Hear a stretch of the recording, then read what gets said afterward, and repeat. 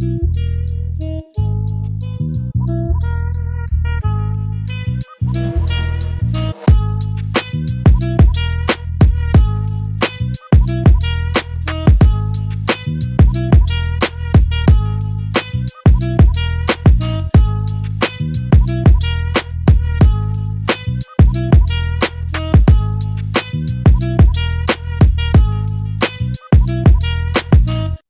to Oscar Sunday. I'm Austin Johnson. I'm Connor Eyzaguirre.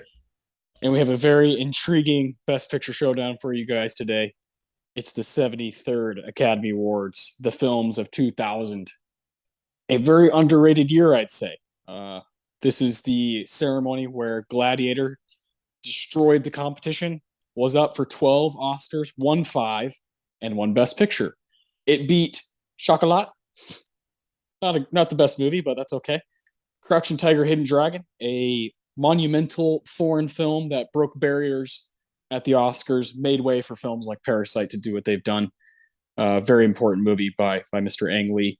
Erin Brockovich, a Steven Soderbergh film, and Traffic, another Steven Soderbergh film. So this is a cool group, my man. We haven't had a well-rounded group like this in a while, I feel like, and I'd say 4 of these movies are worth their own episode, and that just doesn't happen very often. And Gladiator is one of the first Best Picture big movies I saw as a kid, and like I had a fucking we had this movie room at my house when I was younger, and my dad was like, I have 3 brothers, and my dad was like, each of you can pick a movie poster, like a nice poster online.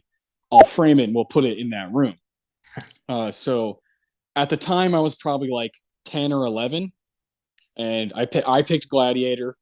My brother Jeremy picked Kingdom of Heaven, which is funny, Kingdom of Heaven and Gladiator.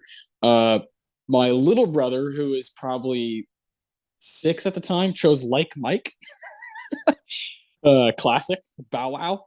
And my oldest brother, Adam, I believe, chose Pirates of the Caribbean, Curse of the Black Pearl. I'm pretty sure that's what he chose. So we had a good group of posters up on the wall. Mine was Gladiator, though. And I wish I still had that poster because it was such like a cool little thing to have.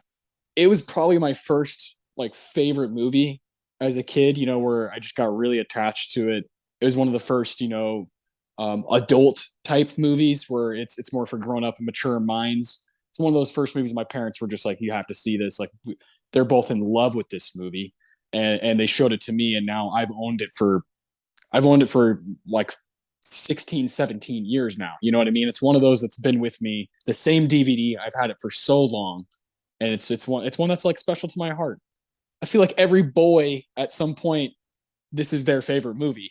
It's part of like your journey as a movie person. If you're like 10, 11, 12, 13 years old, Gladiator is probably your favorite movie if you're into movies. And I love that. I still really like it. You know what I mean? It still holds up, still looks really cool. Performances are great. Hans Zimmer's fucking batting 1,000%. Ridley Scott is the fucking man, directs the shit out of this movie. And I'm so happy to be able to talk about it today and give it awards. And I feel like you and I have had this one circled since we started the show. Yeah, it's an exciting film and a memorable one. And it's one of the few cases where a Best Picture winner crossed over with pop culture success. That doesn't happen a lot. But this is one of the rare occasions where it was a huge movie and then it got major Oscar attention.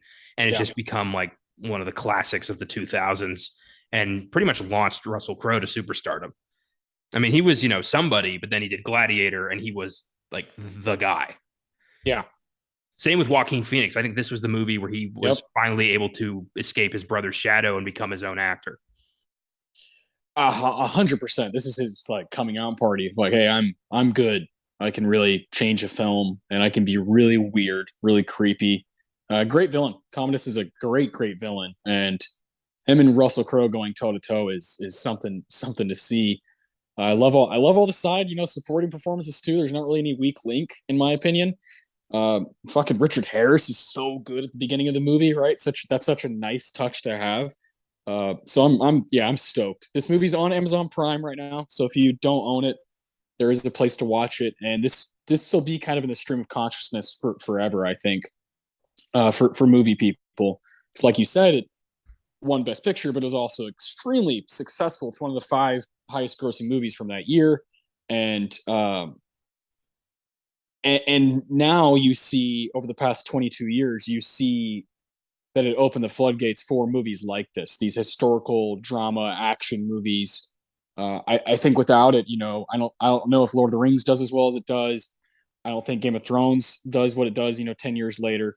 I think this was like the first like big time sword movie from this century that was like, hey, these can be really good. They can be really intriguing, and they can do something with storytelling where it parallels some of the things we're going through still today in society all over the world with politics and demographics and all these different big concepts and topics, and it gives you this relatability while you're watching something from so long ago, and that's really cool. Well, it brought back the swords and sandals kind of Yeah, movie, like Ben yeah, Hur, Spartacus, but without all the goofy shit, like senators lying on fainting couches eating grapes. Like we didn't have any of that shit. Like this was a serious movie yeah, that was built on a really fun action movie, and that's yeah. really cool. I love it. It's a rare sort, and that's cool. Yeah, love that, man. Where is this at for you with Ridley Scott? Is this his masterpiece to you, or like where is Alien his masterpiece still? This is such an interesting movie for him. It is a great movie. It is one of his best. I am pretty firm on the Alien camp. Me too. But Yeah, yeah, Gladiator is a badass movie, and I'm very glad he's got it in his catalog. He's got such a cool career. I think, Alien and Blade Runner have eclipsed so many amazing films that people don't really talk about that much with Ridley Scott. yeah, And that's a damn shame. yeah. I agree. I think he's the master of uh, building towards a moment that you're going to remember forever. Whether it be an Alien or Blade Runner or Thelma and Louise. Like building up to that final moment, or Gladiator. You're building up to this showdown between a guy who's going to have his vengeance in this life or the or the next. Like it's going to happen, and Ridley Scott's so good at that. He's so good. The Last Duel from last year did that so well, where it's like this epic 2.5, 2 hour and 45-minute movie. It becomes so worth the wait and the grind of watching the movie because the finale is like, holy shit, what a spectacle. He's so good at that. And I love him, man. I love the guy. He's got a few movies I'm not, crazy about, but I think more than half of them are like really solid and well worth the conversation. Oh, absolutely. And I love that whole thing. I never really caught on to that, but he is all about the buildup. Every one of Yeah. his movies is just like aching towards that incredible epic climax. I mean, I think of like The Martian, which is Yeah. just Yes. waiting like when's he's going to get off the planet, but like how's it going to happen? When's it going to happen? Is he going to survive the attempt? It's awesome. Even his first movie, The Duelists, is all Yeah. about like when are these two guys going to kill each other? That's a great observation. Yeah. When I was watching Gladiator, I've seen it so many times, but when we started this show, there's so many movies. When we started Oscar Sunday, there's so many movies where I'm like, I'm gonna wait. I'm gonna like let it breathe over here, and I'm gonna wait till we bring it up on the show to rewatch it.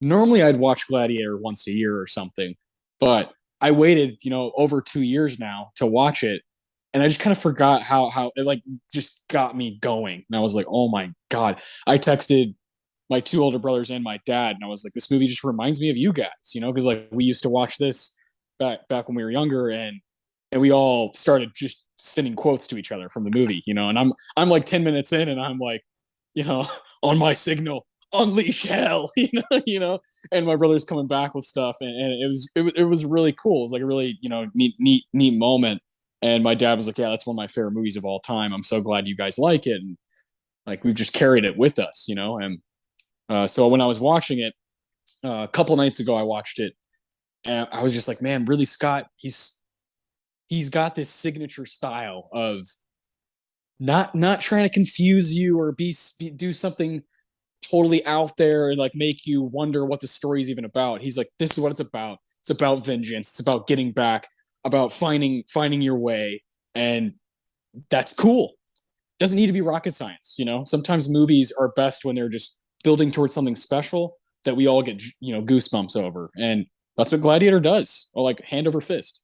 Yeah, the journey. That's what it's about. That's what every film should be about, is you enjoy the experience. It's not all about just, having something to hold over people, which a lot of people use with older films, a lot of, wannabe critics. I like a movie that's just a straightforward story that you get engrossed in and stays with you.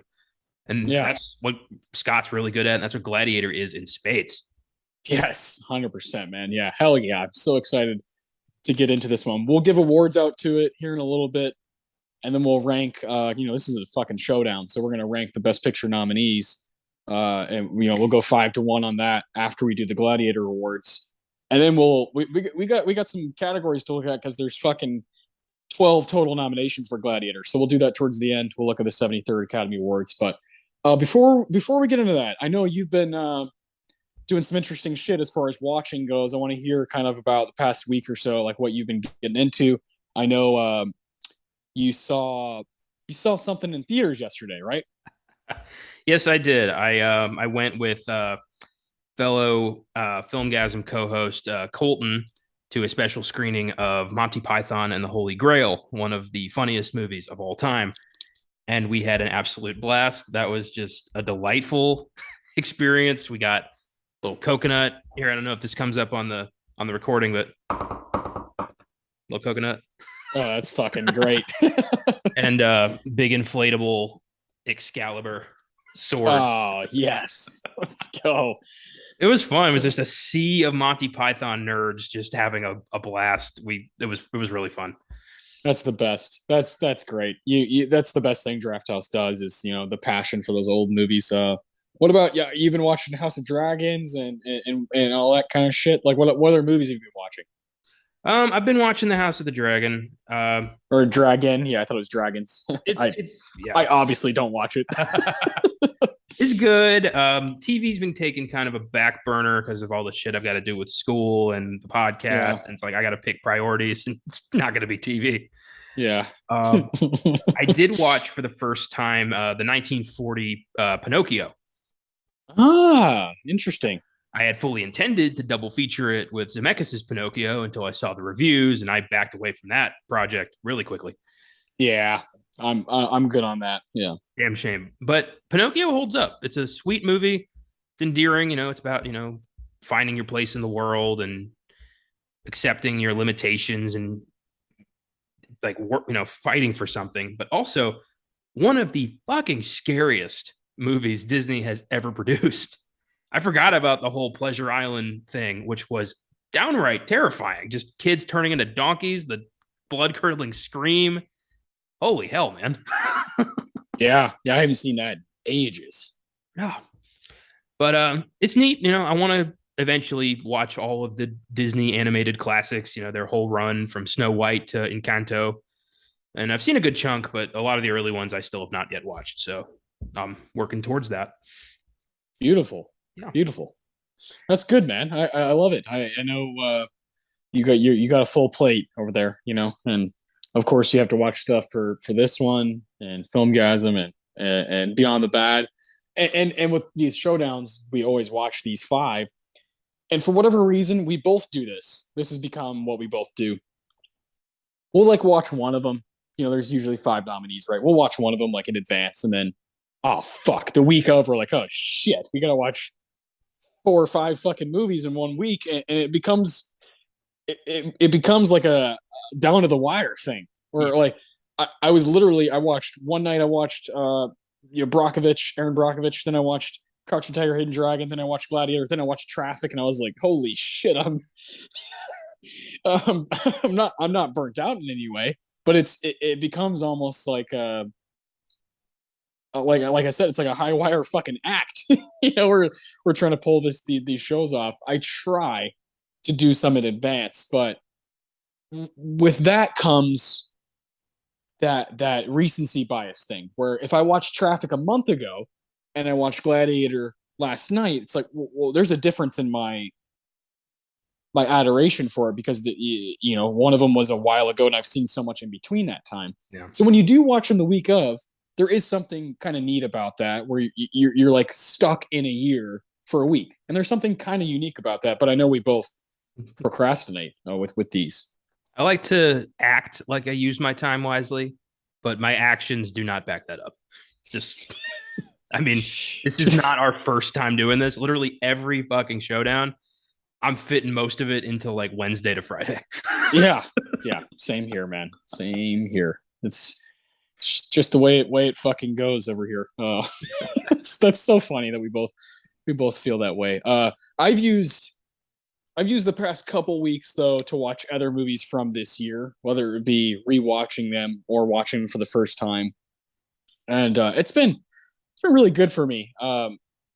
I've checked out some stuff that I've heard is great. I've heard you talk about a couple of these movies I watched, and it wasn't so much watching Oscar movies. It was just kind of watching things that I wanted to check out for my own sake. So the first one I watched was High Fidelity, directed by Stephen Frears. I can't believe I hadn't seen it yet. You know, it was my first time.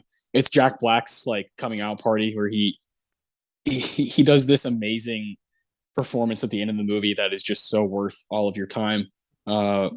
Not normally a huge John Cusack fan, but he's great in that movie. I really, really like High Fidelity. It's about a freaky, obsessive music guy, you know, and he owns his own record shop. So it was just right on my alley. I think you would love it too, man. You know, it's unique. It's a time capsule for sure, and I had a fucking blast with it.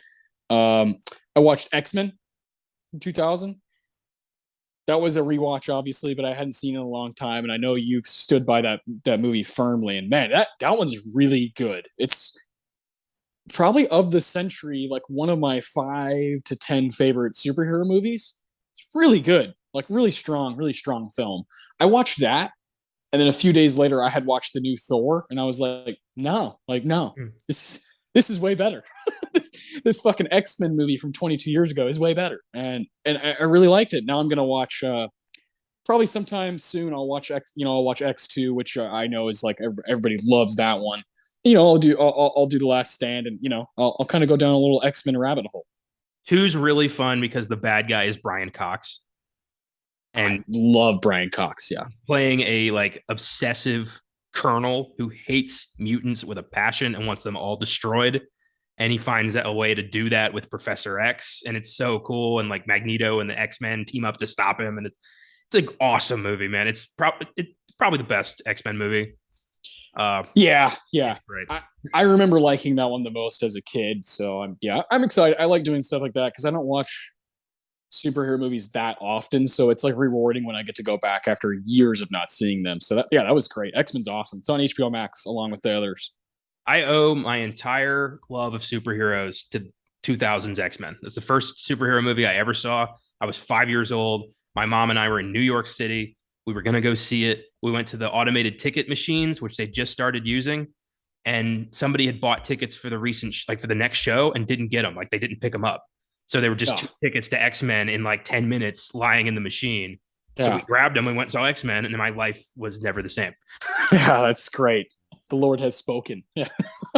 that's fantastic. It's not on HBO Max, it's on Disney Plus, right? It's a Disney Plus. It's a fucking Disney thing now. All right. They have everything, so why not? Then I watched a movie that I know you like that I hadn't seen, a comedy called Best in Show, directed by Christopher Guest. That movie's awesome, really, really funny, about dog people who are fucking insane. And I thought the cast was super unique. My favorite was Catherine O'Hara. Thought she was awesome. So that was a good time. That one's on HBO Max.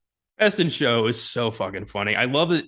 Christopher Guest he has his people, you know, his crew: Eugene Levy, Michael McKean, Catherine O'Hara, and he just gives them an outline, and they all just make it up as they go along. It's hilarious. My favorite part was Fred Willard as the commentator who knows nothing about dogs and just keeps asking weird ass questions.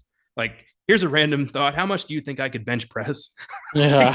It's brilliant. It's really, really good. I had a blast with that. I was laughing my ass off. That I watched X-Men and Best in Show back to back in one day, and I was like, I love doing shit like that, like polar opposite movies from the same year.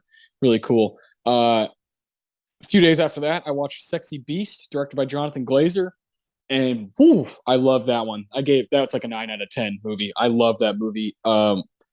It it turns everything you know about a film like this, a gangster film, it turns it on its head and does things that you are not expecting from it.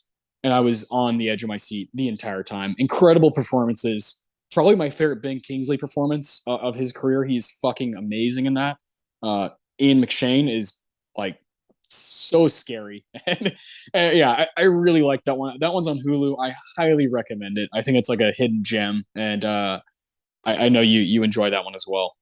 Yeah, it's a vicious gangster flick. I love something about like Cockney English gangster flicks are like my fucking bread and butter. I don't know Yeah, what it is about that. I love that Guy Ritchie vibe. It's the best. yeah, yeah, yeah. It is. It's a great template, to use these gritty motherfuckers that are just so unlike what we're used to with American gangster movies. It's just completely different. So love that one. Then I watched The Gleaners and I, a Agnes Varda directed documentary that's on the Criterion Channel. Boy, that one's the toughest for sure of the lot to watch. Uh, Gleaners are people who basically scrounge and take up what we don't consume. So they go to trash cans and different places to get food and whatnot. There's people who are like willing and able to do this. It's not like forced upon them. They don't call themselves homeless. That's why she made the documentary. It was like these people choose to do this because there's so much that goes to waste. Uh, One of my favorite bits of the movie is when they show this guy who has a full time job. He just does it because he's so sick of seeing people throw food away and waste food. He goes around and goes to trash cans and goes to different places, goes to restaurants who are like put things in fucking big cardboard boxes and put in the alleyway. Like whoever wants to take it can take it. He's like, why would I let that just go by? Really interesting, really thought provoking. And Agnes Varda is an absolute mastermind and has some of the most incredible docs that I've seen. That one in Black Panthers. Those two are like, oh my god, just they'll change the way you think about stuff for sure. I love that. And then I watched last two. Billy Elliot, directed by Stephen Daldry. That movie was up for Best Director at the Oscars, and I was like, well, I'm seeing all the Best Picture ones, and four of the Best Director movies are in that group. So I was like, let's just go ahead and knock out that last one. I ended up really liking it. This is a good fucking movie. Made me cry, made me feel good. It's Jamie Bell's performance that got him in the door, and he's great in it. Just a lovely film. Really cool time capsule again of like 1984, and I enjoyed everything about that one. Last one, Yee Yee, the best one of all of these by a fucking mile. Woof. This is one of those movies that was like an instant 10, and I knew it, and I was like, while I was watching it, I was like, Jesus Christ, this is like made for me to watch. Directed by Edward Yang. I have my eyes open and my ears open to be watching more of his stuff. He does not fuck around. A lot of his movies are 3 hours plus. He's very much like, I will take my time. It'll be worth it in the long run. It took me a couple sittings to watch it just because this movie, it's 3 hours, but man, so worth it. I just couldn't believe some of the stuff that was happening in that movie. I couldn't believe how just raw and authentic and beautiful and dark it was.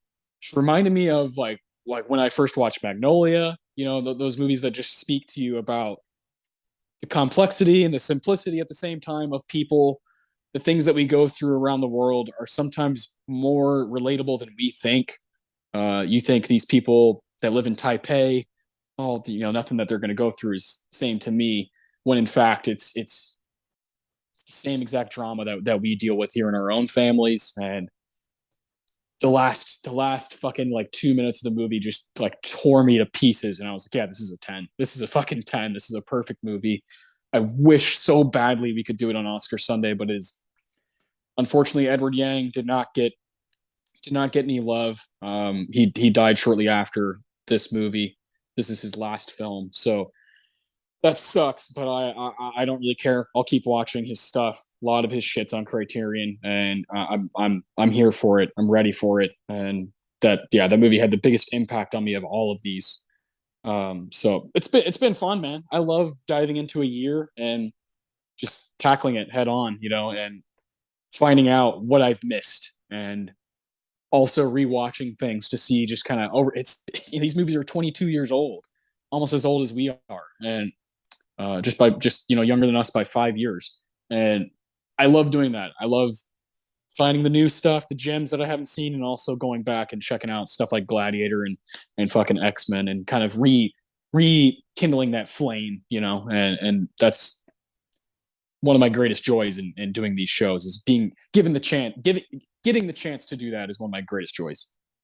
I like that strategy a lot, especially for the showdowns, kind of exploring the year in film and like watching stuff that's considered the best of that year and just kind of having a more well-rounded sense of that year. I think I'm going to start doing that for the showdowns as well.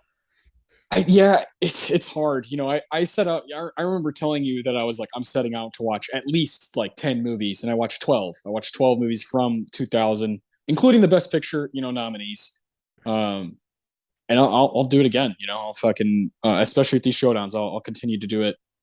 Our next showdown, I'm pretty well versed in that year, as are you, because it's a more recent one. But there's still stuff we've missed. There's always gems that you just gotta look. You gotta look under the rocks, look under the leaves, and fucking find them. They're there. And with all these streaming services, why wouldn't I?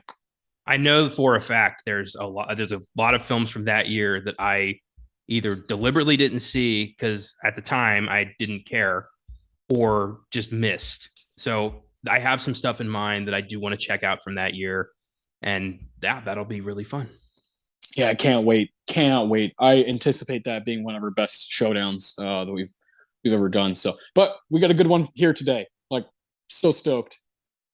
So Gladiator, I want to dive in. We've obviously talked a little bit about what it means to us, and he gets 3 nominations in a row, 1999, 2000, and 2001. Becomes a superstar, and never really repeated that. He's been, he's Russell Crowe. Everybody knows who he is, but he never repeated that same. Definitely as far as the Oscars go, but he's done some films that are like really like interesting choice. Like there's like the 2009 like State of Play, 2010 he does like some movie called like 3 Days or some shit. He does some like weird like thriller movies that I like, but they're not in the conversation. Well, he quickly got a rep for being a bit of a volatile personality, and people started to not want to work with him, and he started attacking photographers and yelling at fans, and that turns you into a bit of a pariah. And while he never really like lost everything, I think he never really he peaked basically. Yeah. And that sucks. And like I love 310 to Yuma, for instance. I think is one of his best movies. Oh yeah. But it's not Gladiator, and he never got Gladiator again. No, and again, I'm going to bring up Thor again. What is he doing in that movie? What is he doing?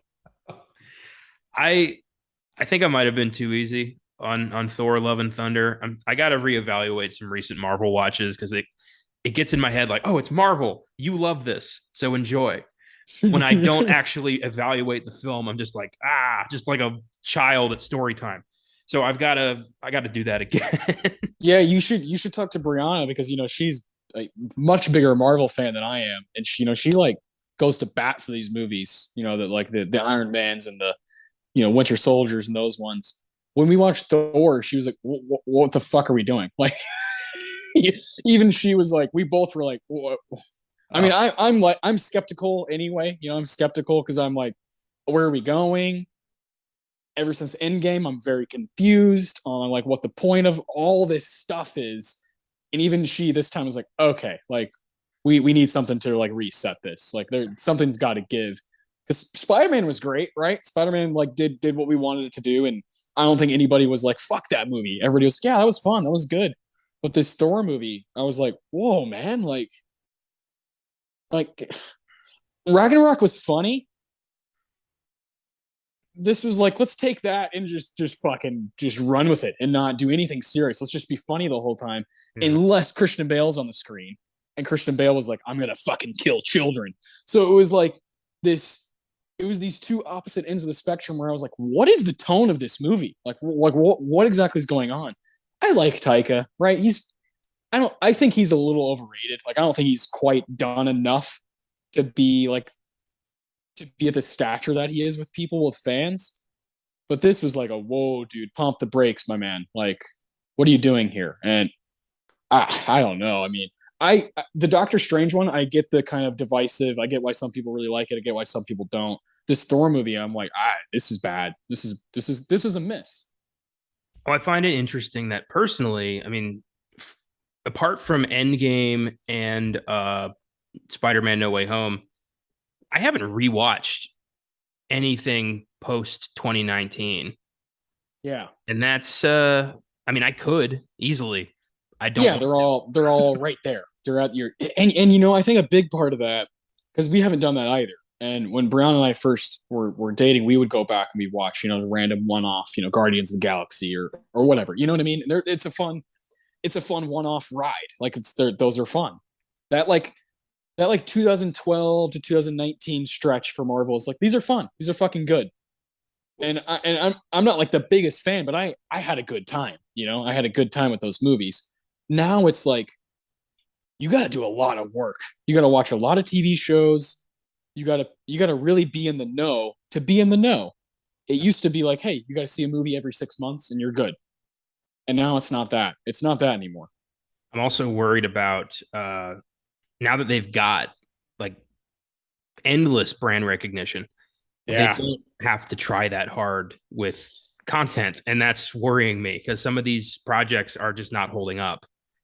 Yeah. I'm wondering, like, they know people are going to see it. They know people are going to watch it. So, like, do they have to really bring their A game anymore? Not really. Yeah. I mean, they did their time and they gave us Endgame. They gave us Infinity War and Endgame, which were like, yeah. Hats off. That was like one of the best 1-2 bang bang monumental, movies of all time. So like, I kind of get it, but there's also like integrity to uphold and legacy. 100 years from now, what do you want people to see this as? This is Disney. They left integrity in a sweatshop a long time ago. So sad. So sad. I'm with you on legacy though. I'm still going to watch this stuff. I'm still going to watch the shows, the movies. I'm still going to keep up, but I am starting to learn to manage my expectations. That's fair. You're a fan. You want to know what's going on, but there is that. Hey, they have done some stuff recently that isn't as good as what I want it to be. So yeah, leveling your expectations is a good thing. I've done that. I've been doing that since Endgame, because I had a feeling there's no way they're losing these people, like Robert Downey Jr. and Chris Evans. Like these people are why they become such iconic characters in the 21st century. When those people are gone, it takes a toll. It takes a major toll. And I like Chris Hemsworth. I like Chris Pratt, but like they're better as like side people. And like Robert Downey and Chris Evans, like those guys they're perfectly cast. Yeah. It's a shame. Yeah. This was God bless Chris Evans. Those Captain America movies kick ass, and I have a hard time seeing that happening again. But you never know. I mean, things could turn around. They're talking about once they get through this phase, there'll be stuff to look forward to. And it's like, okay, I mean, see, that's prove us wrong. Right there's the problem. Like once we get through this, you can get excited again. Like, no, I want to be excited about this. Yeah. Because it is the movie industry. Without these movies, the theater would fail. You have to have, the only movie that's like people have gone to see is Top Gun Maverick. Like you need these Marvel movies to keep that shit afloat, and you want them to also be good. Yeah. Is that too much to ask? All because we started this all because of Russell Crowe as fucking Zeus as like Thor, a bloated, weird Zeus that had like 3 minutes of screen time. Yeah, just bad. Just like obviously a paycheck gig, and that's not where you want to see Russell Crowe. He's like 50, 50. He was born in 1964, so he's like 58 years old. Like, dude, you can still try. I mean, like, come on, man. And that stretch from the early 2000s, I would even throw in before that, like LA Confidential. Like, dude, he was the man. Like, Russell Crowe was the man. So it sucks, but Gladiator will forever be his movie. That'll be his apex. Well, he said himself that it's his favorite movie he's ever done. So, I mean, maybe he thinks he'll never get anything better. Maybe it's a psychological thing. Yikes. Yeah, listen to this. Let's start with LA Confidential 1997. He does The Insider in 1999. We love that movie here. Gladiator, A Beautiful Mind, Master and Commander, Cinderella Man, 310 to Yuma, American Gangster. Like, fuck yeah, dude. That was awesome. I think he starts to kind of take a turn here. The next 3 days, Robin Hood, State of Play. He's in Les Mis. Yeah, Javert. Broken City, Winter's Tale, Noah, that movie that didn't do very well. I like him in The Nice Guys. Thought he was good in that. Oh, yeah, that's good. Yeah, he was good in Boy Erased. He's good in that one. Unhinged. Yeah, just a weird run. I will go to bat for Unhinged. I like Unhinged. I like Unhinged too. That was fun. Yeah. I liked the promo where he's like, "Go to the theater." You must go. This is not going to be on streaming. That was my return to the movies. Like, I went to Embassy with my cousin Ryan. I hadn't been to the movies in like 8 months. I was having withdrawal, and I went there and I was like, "Oh, it's still here." Like, I was so happy. I didn't care what I was seeing. I was just happy to be there. But then the movie was cool. It was like, the Hitcher with a little road rage, a little more road rage. Good. Love it. Yeah. Love that shit. Yeah. Interesting career for him. But yeah, let's dive into Gladiator. Let's talk about his movie. We're gonna do the awards right off the bat here, so we can just get that off our chest, because I know we both have a lot of cool shit to say about this movie. So we'll do the Quentin Tarantino Award for the best quote, the Ennio Morricone Award for the best music moment. You got that jaw-dropping Hans Zimmer score. The Philip Seymour Hoffman Award for best performance. There's some guys, there's some people here. The Roger Deakins Award finally for the best scene of the movie, which also there's a lot of scenes that are really good, really powerful. There's not really a lull in this movie. It's kind of all necessary. There's no like fat, even though it's a 2.5 hour movie. So I'll let you take it away with your Tarantino when you're ready. Oh, this script is so tight, and apparently it was shit the first draft. Like, Crowe said no. Yeah, apparently a bunch of actors were like, "Nah, I'm good. You got to figure this out." And Ridley Scott's like, "Oh shit." Yeah, they fixed it. They made it tight and solid, and the rest is history. Yeah. This line comes from Proximo, Oliver Reed's final performance. Yes. It's right before the first bout, when he's kind of pepping his gladiators up. And he tells them, "Ultimately, we're all dead men.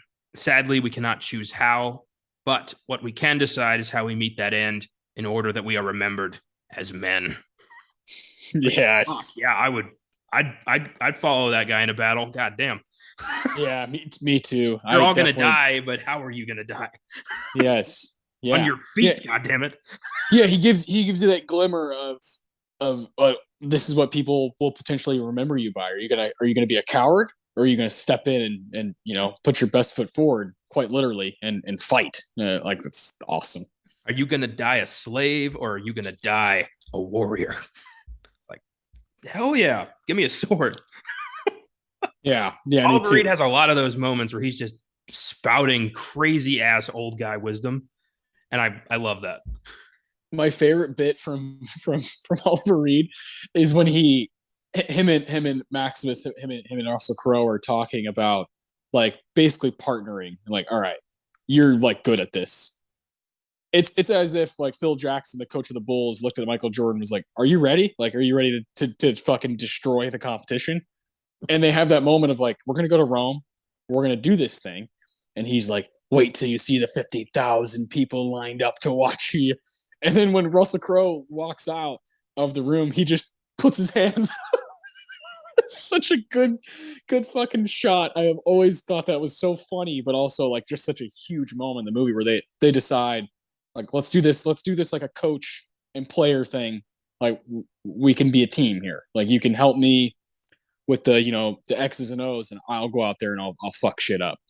One of those like kind of bittersweet moments too, because Proxima was like, oh, you're the best. I was the best. Yeah, I fought for the Emperor. I won the crowd. Like this can be your time, but you will be me one day. Just remember that. Win the crowd, win your freedom. So good. Yeah, there are endless quotes to choose from. There's one-liners that are great especially from Maximus. There's little like not even little long, bits from Joaquin Phoenix where you're like, busy little bee, just fucking slimy bastard. I chose a bit of dialogue between both of them, Commodus and Maximus, and it's of course the time when Maximus takes off his mask, and you get the twist of Commodus being like, "Oh fuck, he's not dead," So Maximus completely annihilates the competition. He leads his team to victory. Again, it's like the Barbarian Horde moment of the movie, that first big fight at the Coliseum, and he's fucking slinging his sword around, and Joaquin's like, "Duh, duh, duh," I love the shots between them too. You're watching Russ dominate, and you're watching Joaquin wish he was Russ. It's really, really good stuff. But when this all happens, Commodus is like, I want to go meet him. I'm going to go down in the Coliseum. I'm going to meet this guy. And everybody's, gets down because, your highness or whatever. He's the fucking emperor. And Commodus says, rise, rise. Maximus stands up, clenching an arrowhead in his right hand, which is such a cool touch because he's like, I'm going to fucking do it now. I'm going to fucking slice his throat. And then Commodus says, your fame is well deserved, Spaniard. I don't think there's ever been a gladiator to match you. As for this young man, he insists that you are Hector reborn. Or was it Hercules? Why doesn't the hero reveal himself and tell us your real name? You do have a name, don't you? My name is Gladiator. It's such a sick fucking line. And he turns away from Commodus and starts walking. And Commodus says, how dare you show your back to me? Slave, you will remove your helmet and tell me your name. Maximus removes his helmet, turns around to face Commodus. My name is Maximus Decimus Meridius, commander of the armies of the North, general of the Felix legions, and loyal servant to the true emperor, Marcus Aurelius. Father to a murdered son, husband to a murdered wife, and I will have my vengeance in this life or the next. And Commodus is like, oh, Jesus Christ. He's alive. I sent 4 bastards to go kill him. And he was like handcuffed. Like how is this guy still alive? Oh, that's such a great moment because the reason he doesn't kill Commodus right there is because the little boy gets in front of him and he's like, oh, fuck, I can't kill the kid, this is between me and him. And so you get the next hour and a half of the movie, this build up and build up and build up to finally the finale, which is just so epic. Yeah, that is quite a scene and just super memorable. And I will have more to say. Yeah, it's one of the best scenes of the movie. I've always been obsessed with one of the first movie character names I remember is Maximus Decimus Meridius because of that moment. And when he said, commander of the armies of the North, general of the Felix legions, and loyal servant to the true emperor, is like such a cool moment, such a shout out to Richard Harris, his character of Marcus. Like, it's such a beautiful but dark moment. It's so awesome and brilliant movie making. So I love it. The Ennio Morricone, Hans Zimmer. This is a banger. This is a great score, and it's got a lot of range to it. You got some really intense, battle type music, and then you got the Elysium and Now We Are Free. Like really soft, light, lovely, inspiring music. So what'd you go with? I went with some more of the battle themed stuff. Found out that a good chunk of that was repurposed for the Pirates of the Caribbean score, which is hilarious. When you told me that one of your brothers had pick the Pirates poster. Yep. Like, that's perfect. Yeah, you can tell. You're like, oh yeah, this is yeah. I had a moment of like, wait a minute. I know that. Hold on. I went with after the scene where Maximus reveals himself, he goes back down into the pit and the gladiators are cheering his name, and the music is, swelling. It's uproarious. It's like hopeful, and he's a general again for just a fleeting moment. Mm. Once again, he commands respect as easy as he fucking breathes. It's really amazing for the character, and at that moment you think like he's gonna pull this off. This guy's gonna rule Rome, and in a way, Yeah. he does. Yeah, yeah, he does. He does. He gets his, in this life or the next. He gets his in this life. I know exactly what you're talking about. It's like just it's almost like he's like right there. It's almost like he's walking in like prison, and all these people are like, "That's our guy. That's our fucking dude right there." That's fucking Andy Dufresne right there.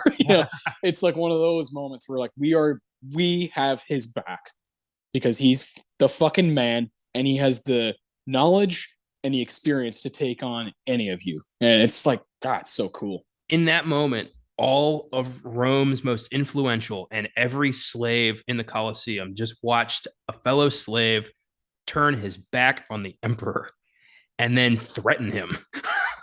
Yeah. I mean, how do you not back that guy up?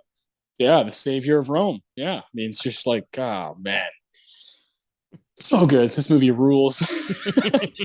I also chose kind of like an intense, like big, like awesome piece of score called Barbarian Horde. And it's like a 10-minute bit of score where it starts out when they get to the Coliseum, and you have that like helicopter shot of the Coliseum, and you're like, oh, that looks fucking sick.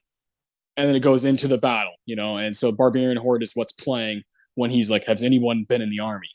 Oh, yeah. This will work if we stick together, if we work together. And the people who don't stick together, they die instantly.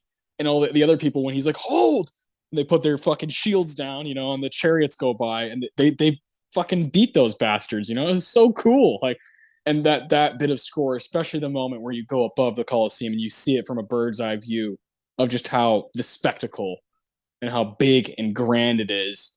It's the same as a massive football stadium here in the United States. It's the same thing. People watching each other fucking take each other's heads off. But back then, it was literally taking each other's heads off. My favorite moment of that whole scene is when Maximus tells his fellow gladiators, has anyone here been in the army? And one of the guys is like, yes, I served under you once. Like, he knows who he is. He recognized Maximus immediately, and he just said nothing because of his fucking loyalty until it became relevant. And he's like, okay, Maximus needs me now. It's like, fuck yeah. Yeah, no one's listening except for fellow slaves, and like that was a cool moment. I love his friendship that kind of blossoms with these different guys, the respect that they have. It's like, that's so fucking cool. All right. That's perfect. I love that score. We both picked things that I love. Philip Seymour Hoffman Award. Who wins this movie as far as performance goes? This was insanely difficult. Yeah. Oh, this movie is chock full of incredible performances, memorable, career-defining performances for some of these guys. And I had to go with my gut, as I always do. I gave this to Oliver Reed. Oh, I love it. Proximo. His final performance, he was lit off his fucking ass every single day of production. He died after a heart attack, like from a heart attack brought on by like the most insane bender I've ever heard of. Drank like 20 bottles of various liquors and challenged a bunch of sailors to an arm wrestling contest. The next day he was dead. But in all that, he finds this humanizing, powerful swan song of a performance of a man who was once Rome's greatest warrior. In his eyes, maybe not to everybody, but to him, he was the greatest. And now he's an old man guiding others to a life and career that he can no longer participate in. And there's this sense of, shame about him because he can't do it himself. And, he ultimately does the right thing and, sides with Maximus, but you kind of don't know what side he's leaning the whole movie. And I know they had to really cut that up because of his death. He had a much bigger presence in the second half of the film, but, they had to do what they had to do. But even with that, there's like his specter is like looming over the second half of the film. He's still there. Like it's almost like he's holding Maximus's hand with the sword as he's stabbing Commodus in the fucking neck.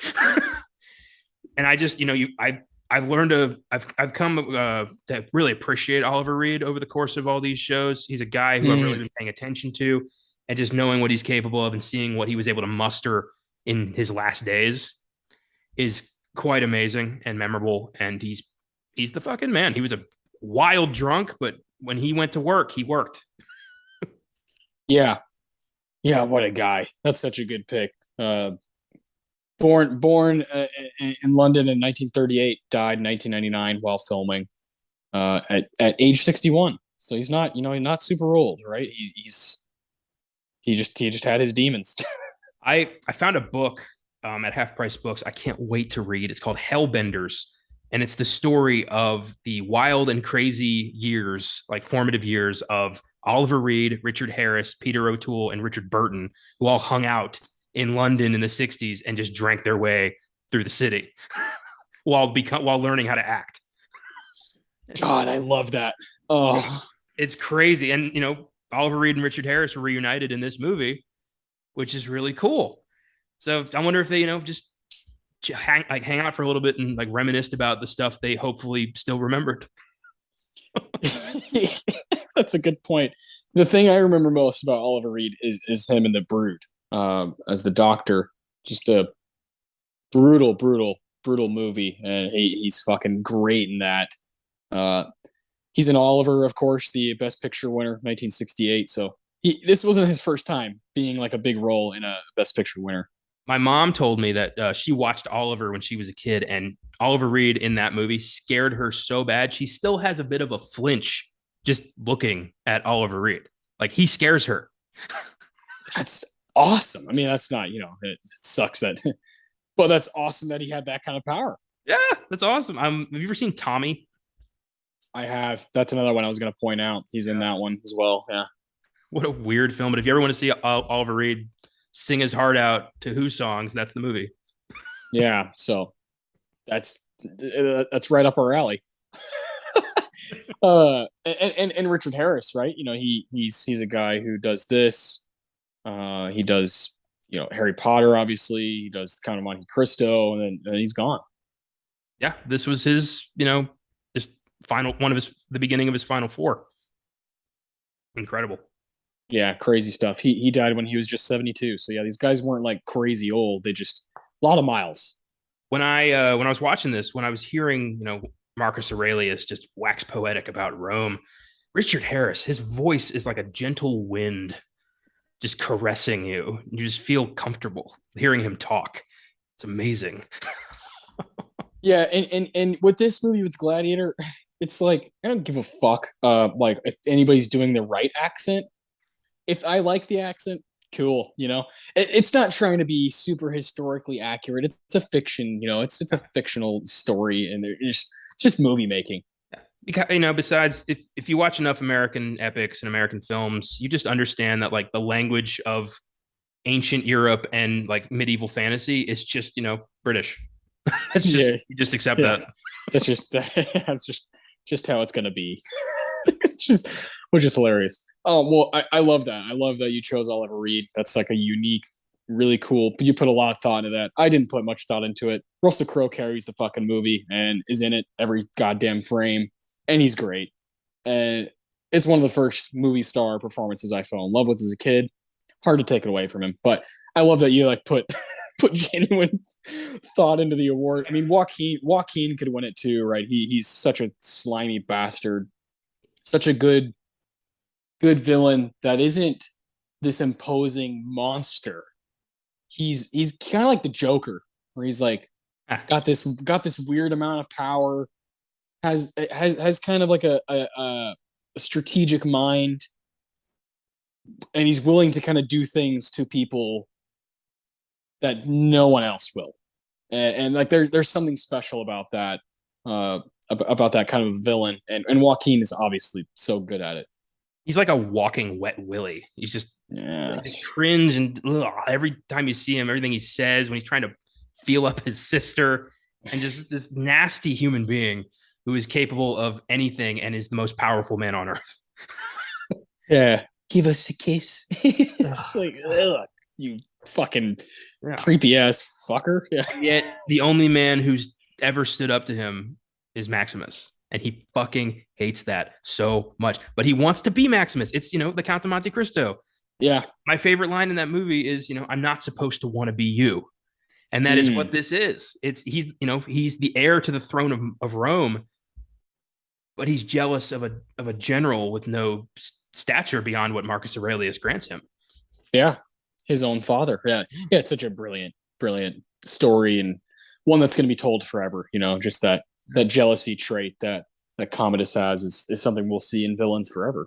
I read that Jack Gleason, who played Joffrey on Game of Thrones, used Commodus as his reference point. Yeah, that totally makes sense. Yeah. Bastard to a bastard. But you are right. This is Crowe's film, and he is just epic. He's brooding and also very reflective and constantly calculating. He commands this insane level of just, presence and loyalty. And you just want to see him fuck Commodus up. You're waiting for that the whole movie, and boy, do you get it. But he's the man. I'm glad Mel Gibson turned this down. Straight up, dude. Yeah, because Russell Crowe this time is not even 40 years old yet. So it's like the perfect time to like pick someone who's good, but hasn't quite just shot off into a different stratosphere. This was it. They gave him the opportunity. He fucking took it and ran. And he hasn't done anything as good as it since. Well, also, I always think about this when you've got not newcomers, but like the newest generation of stars acting with like the previous generation stars. And in this case, Russell Crowe got kind of a, masterclass from Richard Harris and Oliver Reed, which is really fucking cool. Yeah. And Joaquin, as well. And I wonder if they just, sat in awe watching these guys work, because that's what I would do. Me too. And I'm sure, I've heard Joaquin, especially him, talk about like that is the craft, is watching someone else who's better than you and has done it for a long time do it, like actually do it, and then you just carry it with you. It's like little puzzle pieces you collect. And then, of course, Joaquin now is looked at as one of the best actors we have 22 years later. So, and I there's no argument here for that. I love Joaquin, and I love that this is one of those movies that led him to where he's at. I wonder if he, kind of took anything from Richard Harris and just held on to that, and that might have influenced, performances down the road. I think about that a lot with actors. It's like, what do they take me too. Coworkers, and how do they add that into their craft, and when does that come out? It's such a constantly evolving process, and it's different for everybody who takes it up. Yeah. God, that's one of my favorite things. I think I was talking to you recently about that Mark Maron, Andrew Garfield podcast. Yeah. Mark Maron's like, so who's pushed you or whatever? And you could always say the like, oh, Robert De Niro and this guy and this guy and this guy. But he said he was like in a class one time with Ryan Gosling. And he was like, Ryan Gosling was fucking going for it. Like he was doing this stuff that no one else in like this class was doing. He was like, he didn't give a shit what anybody thought. He was just like, fuck it. Like even if it doesn't work, I'm just going to fucking go there as far and as fast as I can. And Andrew was like, I've taken that with me. And now like he's become a good friend because of that moment, and it's like, I want to hear more stories like that from different actors. Like you said, like from Joaquin to Russell Crowe to Denzel to like all these, Tom Hanks, these different guys who have worked with so many people. Like what's the piece from each of these people that you take, what did Tom Hanks take from Paul Newman, doing Road to Perdition, you know what I mean? Like those little things, like what is it, like what is it? Or even if it's not like, I'm going to steal that, like what's the thing you adore, what's the adoration you have for them most? I love actors for that reason. Like you said, it's this ever evolving, just craft that will never get old to me. There's so few professions where you have to almost abandon who you are to do it like as well as most people can. And I admire anybody who can, be that artistic and find their way back. Totally agree. I think that's a big reason why we both are doing what we're doing. Yeah. Yeah. Is that the performance side of this stuff is so cool. All right, so you got Oliver Reed, I got Russell Crowe. Good shit, good conversation. What about the Roger Deakins Award? What's the best scene of the movie? It is the scene where Maximus reveals himself to Commodus Yeah, so good. and all of Rome. And it's not so much Maximus's reaction to this, it's Commodus. He says nothing, but he is fucking angry and terrified because he's making Commodus look like a bitch in front of the entire city. Yeah. And he just sits there quivering like he's about to cry. He wants to kill him, but the crowd, like, he will lose Rome if he kills Maximus. He knows Correct. that. And there's just, you can see all of these decisions, he's weighing everything in his head as he's just glaring at the man that his father considered more of a son than he did. Amazing. It's so great. And then he just turns around and walks away, and Maximus wins the day and wins the crowd. And in that moment, Commodus loses control over Rome. It's a wonderful turning point in the movie and just sets up an epic finale. Yeah, truly. Which is my Deakins, the finale. Man, that the last 10 minutes is something else. When he stabs him in the lung, and he's like, put the armor on to cover it. Yeah. He's just like, yeah, of course you would, Commodus. Like, that's you're a fucking bitch. That's like what you would do.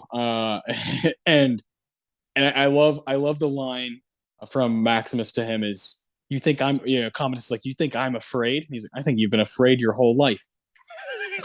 I love the way Maximus looks at him like, I've beat you. You're a punk. You're a punk ass bitch. My dad liked you. Your dad liked me more than you. You don't do anything. You've never fought a day in your life. You've never worked a day in your life. You're just a guy who got handed everything because you killed your own father, And I'm not going to stoop to your level. I'm just going to make fun of you by doing little passive aggressive quotes. I love that. I love, of course, when he turns the knife around on him and stabs him in the throat, and everybody's like, holy shit, the emperor's dead. And he becomes the emperor for 20 seconds. Yeah. And he says, like, bam, bam, bam, do this, do this, do this, free my people. Like, the Rome should be given back, Rome should be given back to its people. I'm allowing you to make those decisions now. And he has the moment where he gets to go to the afterlife and gets to be with his wife and his son again. And the song that's playing is called Elysium. And one of my favorite little like bits of that callback is at the very beginning of the movie, the first battle. He tells all of his, he's a general, and he's on the horse, and he tells all of them, if you're walking in a green field, you're already dead. You're in Elysium. Like, you're already dead. So it's going to be okay if, like, that happens. You got to go out there and you got to fight. So when the song Elysium plays as he's going to the afterlife and he gets to see his beautiful wife and son again, it is just like such an amazing moment. I'm not quite sure if that happens to us. I don't know if we go to an afterlife. I don't know. But if someone were to get what they wanted when they die, it'd be someone like Maximus. Not me, not, fucking anybody on the street. Maximus is the man. He led people. He did things the right way. He deserves to have an afterlife and be able to see the people he loved, And like, that's such a beautiful moment, That's the movie, right? Is him going back to take away the fucker that took away his shit, Such a brilliant moment. And I'll never forget that. I'll never forget the touch of when his eyes are closed and the camera, the way the camera does this kind of fading in and out, where he's kind of floating. It's just beautiful, just great stuff. The whole movie, I was kind of like, the Deakins is open. There's a lot of stuff I like in this movie. The first battle is awesome. Like, it's really, really good. Gets you right where you need to be for the movie. But once the movie ended, I was like, yeah, that's just such a touching, beautiful moment. That's also kind of badass because he kills Commodus. He does it. He kills him fair and square. Not even fair and square. He has a busted up lung. So hats off to Maximus. Yeah, he beats the odds. Yeah, yeah. That moment when he says, You've been afraid your whole life. I love, like you said, all of that condensed into that statement, and the audience knows, like it recognizes all of that. So much Yeah. doesn't need to be said between these two guys. It's just a palpable hatred. Yeah.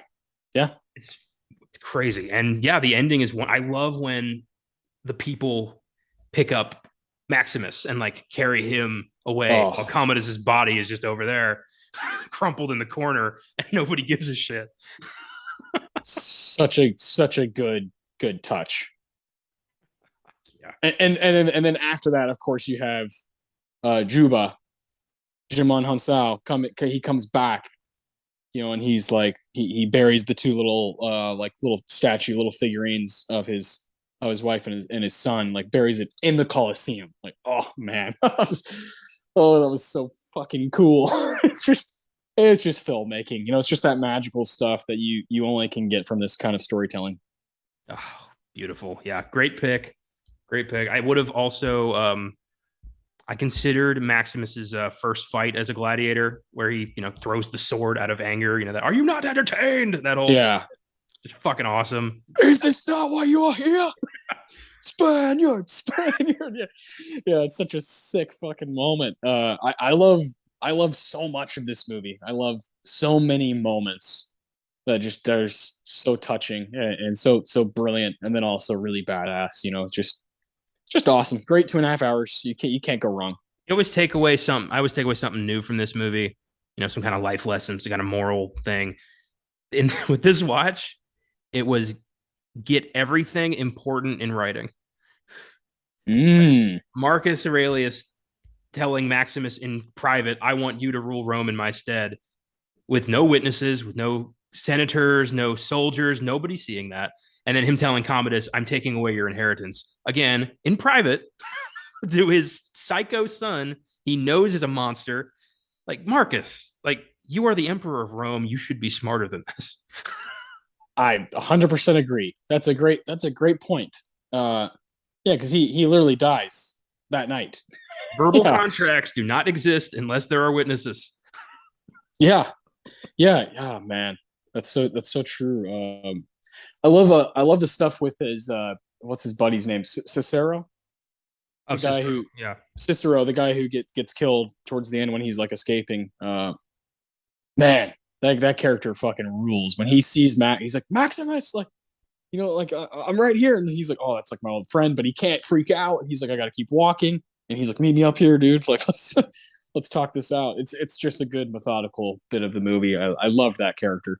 I really liked Gracchus. Yeah, yeah. The great thespian Derek Jacobi, who just We need him. yeah. Oh, I love that he's just when the emperor is giving his first Senate meeting and Gracchus keeps calling him on shit. Like, have you ever hugged anybody with the plague?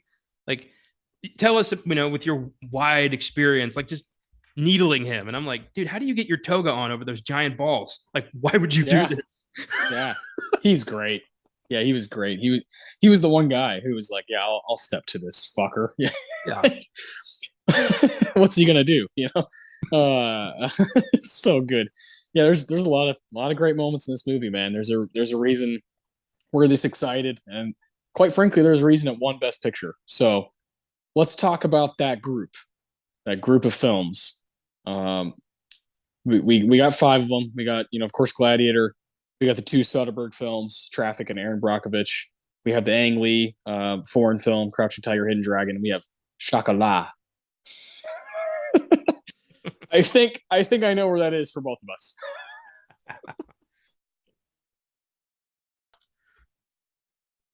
You are correct. Number 5 is Chocolat. Yeah, same here. However, I do want to say I did enjoy this movie. All 5 I enjoyed. This just isn't nearly as strong as the other 4, and it is a weird pick for Best Picture. It's about just insufferable French people who can't enjoy chocolate because God said no. And I don't really find a lot of investment in that. The performances are fine. Alfred Molina is a super prick in this film.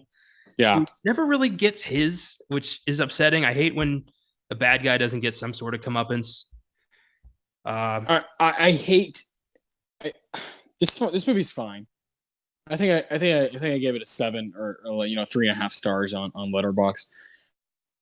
On its own, whatever. But yeah, best picture, no way. I fucking hate the scene with Alfred Molina like getting redemption, where he's like just starts fucking scarfing the chocolate like he's fucking Squidward with the Krabby Patties. Like what the fuck am I watching? And I love Alfred Molina, and this is peak Alfred Molina. This is when he was the fucking man at this time. And I'm like, why use him that way? Why put him in that childish fucking scene? And then they come in the shop and they're like, oh, look, he likes chocolate too. Like, let's bring him in and hold hands and everything's fine. I'm just like, I feel like this cast was undervalued. This cast could have made a fucking amazing movie. Yeah. If you put him in the right place. I just don't care. I just don't really care. Ultimately, on its own, it is a decent movie. Well, none of the villains ever get some sort of, like Peter Stormare and the shit he gets away with. Dude, that guy's a fucking bastard. I mean, great performance, but yeah, what the hell? I think Julia Binoche is way too fucking nice. Like she never calls these people on their bullshit ever. And it's just chocolate. I don't think anywhere in the Bible God said, hey, and ye shall destroy the chocolate shop that opens up across the church. Pretty sure he never said that. But yeah, it's just infuriating. I like Johnny Depp as an Irish rogue, but even then he was like, that accent was slipping. Yeah, he was fine. He's not in it like a bunch, so that works. It just doesn't seem, I take it back. I didn't quite like this movie as much as I thought. I think it's fine. I had some moments of like, oh, that's nice, but overall I was more either bored or just upset. Yeah, I don't know. Again, when you're doing these showdowns, you're like, all right, let's get some heat. Let's get some movies here, so we can talk about them. And this always fucking happens. At least one of them is like, what? What is that doing here? In a year where it's like, there's plenty to choose from, plenty. And this is your fifth choice. I don't know. Judi Dench, she's pretty good in it. Juliette Binoche, love her to death. Again, I think undervalued, underused in this movie. She still gets a nomination. Judi Dench gets a nomination. It gets a nomination for screenplay, which I find to be just fucking embarrassing. It gets an original score nomination, not a very good score, and best picture. 5 nominations for this movie. I don't know. We've done so many movies on this show. It's got 1 or 2 that are like by miles and miles better than this movie. So it's fine. It's decent. 6 or 7, 3.5 star type movie. Yeah, I'm with you on that. I'll back that up. Just offhand, since we both don't think it deserves to be here, anything off the top of your head that you would put in its place? 100%. I mean, yeah, there's at least like 15 movies I could name. Number 1 would be there's 2 that I would like go to bat for. There's one called Amores Perros, Alejandro Inarritu Mexican movie that was also up for best foreign language film. So like they saw it. Yeah. They just didn't want to, and it's amazing. It's fantastic. I love that movie to death. It's my favorite of Inarritu's movies, and I'd put it there. The other one to me is the best movie from this year that I've seen, and it's Wong Kar-wai's In the Mood for Love. That movie is bonkers. Barry Jenkins, director of Moonlight and Beale Street, if Beale Street could talk, said it best. He said, most filmmakers won't ever touch the magic that is In the Mood for Love. And that's so true. That movie fucking rules. It's so much better than most of the movies that get nominated for Best Picture. That just happens with foreign movies. Yeah. I don't know. We're still such sticks in the mud when it comes to when they're not speaking English. I don't get it. Yeah. I mean, this is one of the rare years where you do get, Crouching Tiger in the group. It makes some noise. It was up for like 10 Oscars. So like it broke barriers, but it's like that shouldn't be the case. We shouldn't be like, oh, look how special it is when a foreign movie does well. Like they should do well every year. It's condescending. It's It's patronizing. And yeah.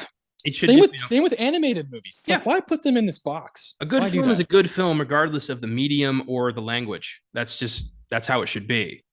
Yeah.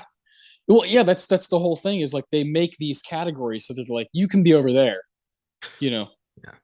Another round, you know, the Danish films like you can be that movie's better than half the movies that were up. Like what why do that to it, you know? I just don't understand. But that's also there's something empowering about being a viewer, being an audience member and a fan and sticking your neck out and watching those movies and being like this is better than that objectively.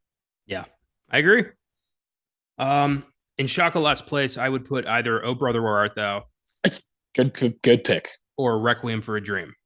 Yeah, that movie rules. It's one of my favorite drug movies ever. I mean, you know, what's her name gets some love in Ellen Burstyn. the Ellen Burstyn gets a nomination there, so like that's nice. But no love for like the movie as a whole, which sucks. I know. Yeah. I mean, even like, Almost Famous or Castaway, like Memento, like there were Yeah, options. yeah. There's big movies that made money, and like Almost Famous is like scattered throughout the ceremony, but not here. So yeah, it's just I don't know. The other four I think have an argument for like being here, but that one Chocolat just doesn't really have a lot to say. Nope. So number four, what do you got? I'm interested to see where we go from here because we both like these movies, and I'm interested to see where we kind of rank them. Yes. And this might be a little divisive, but number 4 is Crouching Tiger, Hidden Dragon. Oh, Yep. I knew that was coming. I knew it was coming. I've been stabbed in the lung. No ill will towards this movie at all. It's a great film. It's a wonderful film. It's visually stunning. It's an epic story. I just admittedly like the other 3 better. Oh, that's fine. That's fine. There's nothing. There are lulls in Crouching Tiger, and I don't like lulls. I don't like moments where I'm like not paying attention, and that can happen sometimes in this movie. What parts? What parts? Because I'm like I'm head over heel. I'm head over heels for this movie. A lot towards the beginning. I think the ending kind of comes out of nowhere. Okay. Yeah, there's just, and again, it's not a terrible film. I love the martial arts of this film, the performances. I fucking adore Chow Yun Fat and Michelle Yeoh. You know that. Oh yeah, dude. Oh my god, they're so good in that movie. Ang Lee is one of my favorite directors. So no ill will. It is just this was incredibly difficult. These 4 films are pretty even ground for me with, obviously one of them going a little bit more. But yeah. So where are we at as far as like rankings? Like is Crouching Tiger an 8? Yeah. Mm-hmm. Okay. Are the rest of them 8 or where are you at? Chocolat's probably 7. Crouching Tiger, Brockovich, Traffic are 3s. Gladiator's obviously a 9. There you go. Okay. Yeah. Okay. So your number 4 is Crouching Tiger. My number 4 is Traffic. Oh, okay. It's an interesting movie. For me, from 2000, this is like one of the most interesting time capsules of the year. I like this movie a lot. I hadn't seen it in a long time. I saw it at my friend's house when I was like maybe 14 or 15. It's been over a decade, and I remember liking it, but I remember it being like it was so fucking long. It is 2.5 hours. But it goes by. It's got a good pace to it. It jumps around to like 3 different main storylines, and that's where my nitpicks come in. Is the the color grading, and I looked up what was behind this. Like, what are we doing? Like, why is this what we're doing? Why is Mexico yellow, Ohio blue, and San Diego normal?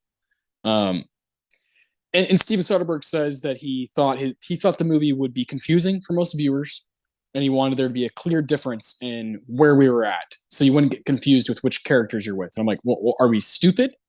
Are you treating us like we're fucking dumb? So I don't like that. I'm tired. I'm very tired. I know you are too. Very, very tired of Mexico and Latino countries being yellow. They have the same sun that we do. They get the same light source that we do. This was my main problem with Breaking Bad. This is my main problem with a lot of movies that deal with drugs and the cartel in Mexico. Is it's yellow over there. It's a little bit, askewed, as if everyone who lives in that country is a criminal, is a drug dealer, is some sort of sketchy person. It's not right. Like it's like, I also don't understand why Ohio, the decision was to do blue. I don't really get that. Like, you're literally watching Michael Douglas as a judge at the beginning of the movie, and you're like, why is it blue?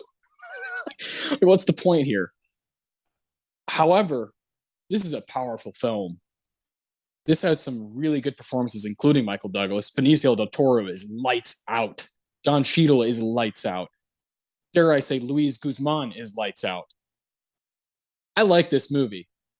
It's an 8 for me. It's solid. It's not my favorite Soderbergh, clearly, but because there's another one. But I think it's such an interesting movie to talk about. And this kind of a story, when it came out, I'm sure was like, holy fucking shit, in 2000 to talk about drugs this way. But if you've seen stuff since then, if you've seen, I don't know, to me, the thing I thought about the most was The Wire. It's like, this story's been told much better since then. Yeah. In a much more in-depth way of like actually explaining what's going on. That's why I like this movie. The divisiveness in my own mind of it like makes it interesting. I spent more time reading about this movie than the other 4 put together. Like, thinking about it and kind of turning it over in my head and like, do I really love that movie or like, do I respect it? At the end of the day, like, it's something worth talking about, and like that's good in my opinion. And I was reading Letterboxd reviews all night last night. I stayed up way too late, and I was just like, man, the divisiveness of this movie is fascinating. And like, I could, what I was thinking while watching it, I could read on Letterboxd like both sides of my mind. Like, people were like, this movie fucking rules. Everybody's awesome in it, and it's so badass. And then other people were like, this movie sucks. It thinks it's smart, but it isn't. Like, shame on you, Soderbergh, for treating certain cultures this way. And like, I love that. I fucking love that about movies. I love that about art. I love that people are like allowed to just go out there and speak their mind about it. And I love that I get to do that too. But at the end of the day, I'm usually somewhere in the middle. And that's where I'm at with Traffic. It's my number 4. Damn, I was not expecting that. Okay. I will have more to say on Traffic further down the road. I enjoyed this movie a lot more, but I did, that shit bothers me. But I've seen it so much that honestly, like, I'm kind of numb to it almost at this point. Totally understand. Which isn't a good thing either. No, but it's a thing. Yeah. I'm Hispanic, and I would like some positive cultural representation for once. Yeah, like, can we? Yeah.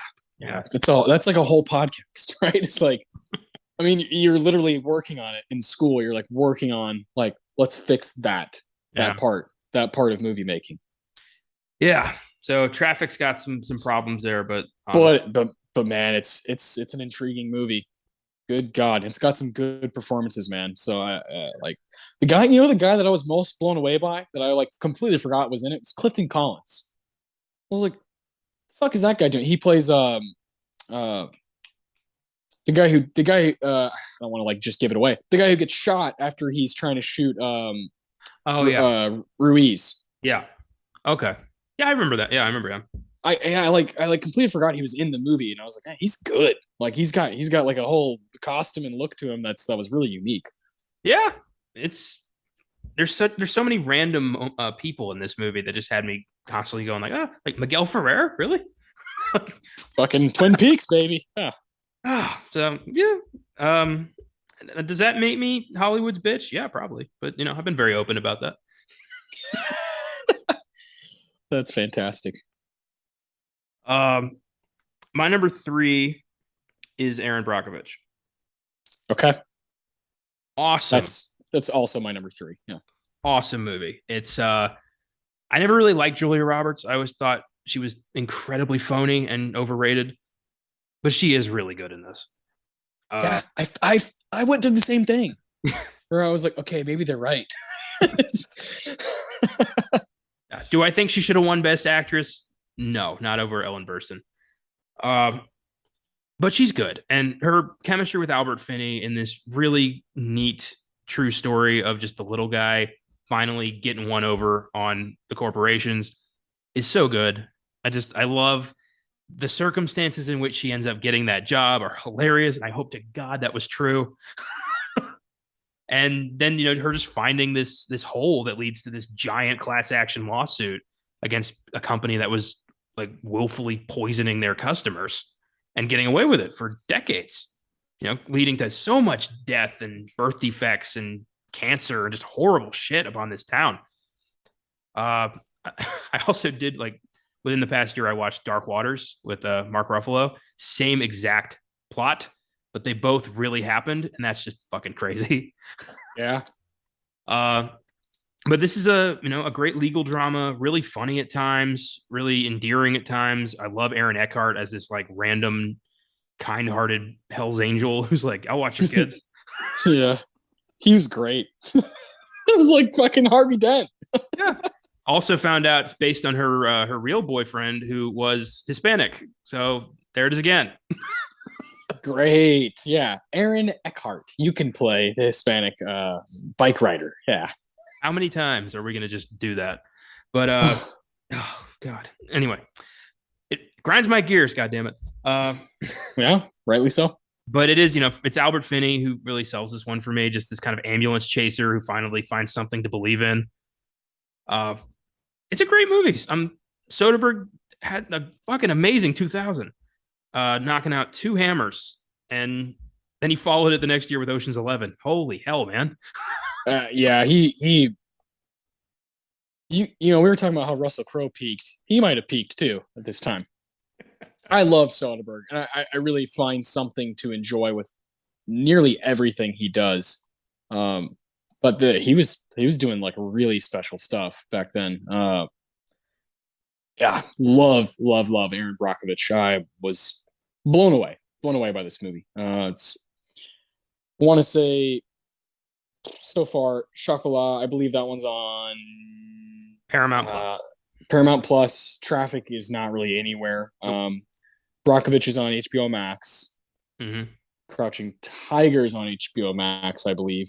So these movies are like available, and Traffic is easy to find, like on DVD and shit. Erin Brockovich, it reminded me of Norma Rae. Yeah. A movie we covered like 100 episodes ago. We've never actually done an episode on Norma Rae. We just talked about it. We just talked about 1979 Best Picture Showdown, lost to Kramer vs. Kramer.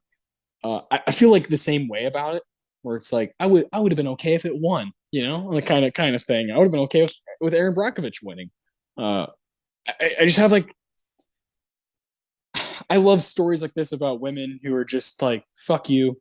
I know what I'm worth, and I know like what I'm talking about. I'm not crazy. I command the room every time I walk into it, but I also know how to speak to people like they're human. I just love characters like that. Julia Roberts, she blew me away.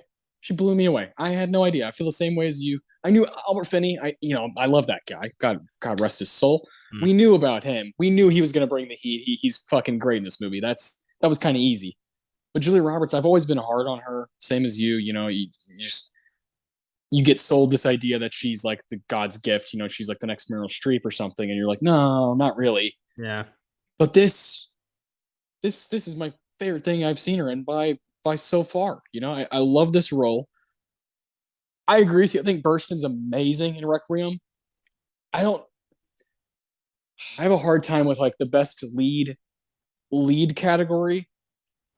Like Julia Roberts is like carrying this movie, and she is the movie, and Burstyn like could be a supporting more so. That's true. Like those are so hard to compare. Like they're so hard, but I like Burstyn's performance more. Like I think about it more. It's so fucking weird and jacked up. But Julia Roberts is like, she is the movie. She's in every frame. She does everything. She has a ton of lines, and she plays an amazing character, a real life person who like needed to be here during a tough time for some people in California. So yeah, love that movie. I really want to own it. It's one I've kind of talked about, like, this is another one I talked about with my parents. I texted them both. I was like, y'all have seen Erin Brockovich, right? My mom was like, yeah, it's one of my like 10 favorite movies of all time. And my dad's like, yeah, Julia Roberts was something else around that time. I love that stuff. You know, I don't text my friends about that other than you because they don't give a fuck, you know. They're like, I'm not thinking about Erin Brockovich watching it on HBO Max. I'm thinking of House of the Dragon or whatever, you know. I'm thinking about this, you know. And so I went to my parents who are both, you know, over 60 years old, and like they get it. And I love that. I was like, that's really special. And Erin Brockovich is definitely one that I'll hold to my heart. It's a solid 8 out of 10 movie for me. I I always really like movies that shine a spotlight on single moms. Yeah. You know, I was raised by a single mom. I know how, you know, I've seen how difficult that can be and how, you know, unappreciated a lot of single parents are. And I just love seeing her, you know, be a good parent and help these people and get a job and have a healthy relationship and just make it all work with this sense of balance. I admire the shit out of that. And, you know, it just made me thinking about my mom and how much I appreciate, you know, the sacrifices that she made for me. And that's just gravy. Yeah, that's just beautiful. That's just like that. There's that thing with movies. Every now and again, you're like, I get it. Yeah. Like you're not only like, this is a cool story. You're like, I can feel it. I can feel that emotion, that specific thing that I relate to. And for you to have that moment with such a cool movie is, that's part of the point. Yeah. So good. I love it, man. All right, down to our top two here. Yeah. Number two, I have a guess. Yep. Traffic. Yeah. All right. Let's hear it. I love this ensemble to death. Yeah. Yeah. I love that while the Mexico scenes were, you know, tinted to remind us that this is not America, this is not the real world, this is Mexico. That bothers me. But we've also got Benicio del Toro as a police officer who gets drawn into a cartel war, and he sells it so well. He kills that performance. He did not speak Spanish before he got that role. He learned Spanish to do that. Yeah. That's awesome. He sounds fluent. He kills it. And I love that whole story. I think that I like how this tackles the drug war in so many different ways from different perspectives, and also just kind of tells you how futile it is, how it's all pointless. It's all bought and paid for. There is no war on drugs beyond what you see on the news. That's, you know, not a surprise, but fucking cynical. Yeah. But I like a bit of a wake-up call sometimes from, you know, just, you know, what the government lies to us about. And I love Michael Douglas's arc of being like a conservative judge to, I need to save my daughter. I love that arc. It's so good. Yeah. Yes. So believable. Topher Grace as like a prep school cokehead moron is perfect. He was born for that. Yeah, he really shines in Traffic. I love, you know, Cheadle and Guzman just, you know, shooting the shit in the van. I thought Catherine Zeta-Jones's story was a little unbelievable. Like, oh, my husband's a powerful drug lord. I guess I am now the powerful drug lord. It's like, what? That's, yeah, I didn't even mention that. She's got the worst section. And of course, her husband, played by Steve Bauer, of course he's a drug dealer. What else is he gonna do? He's a Scarface. Yeah, he's alongside Al Pacino. He's in Breaking Bad. He's fucking Don Eladio. Like, he doesn't do anything else. He has literally only played a drug lord. Yeah, and that, like, I mean, I love him as Don Eladio. You know, I have a soft spot for Scarface, of course, but like, he wasn't good in this movie. Like, it's just not enough to chew on. It's like not nearly enough for him to chew on. So like the scenes he's in with Catherine Zeta, I'm like, I don't really believe that you guys are like married. And then Dennis Quaid is over here being like, well, I guess it's my turn. Like, what? Dennis Quaid. Oh, yeah. Yeah, that section of the movie compared to the other two, not nearly as good. I agree, but to me, it's like the strength of those other stories really hold this together and kept me invested. And for a 2.5-hour movie to keep me invested the whole time, that's work. And I gotta give it props for that. Yeah. I mean, I think we're on the same page. It's an 8 for you. Yes. It's an 8 for me. We both like it. There's like so many interesting things to say about it.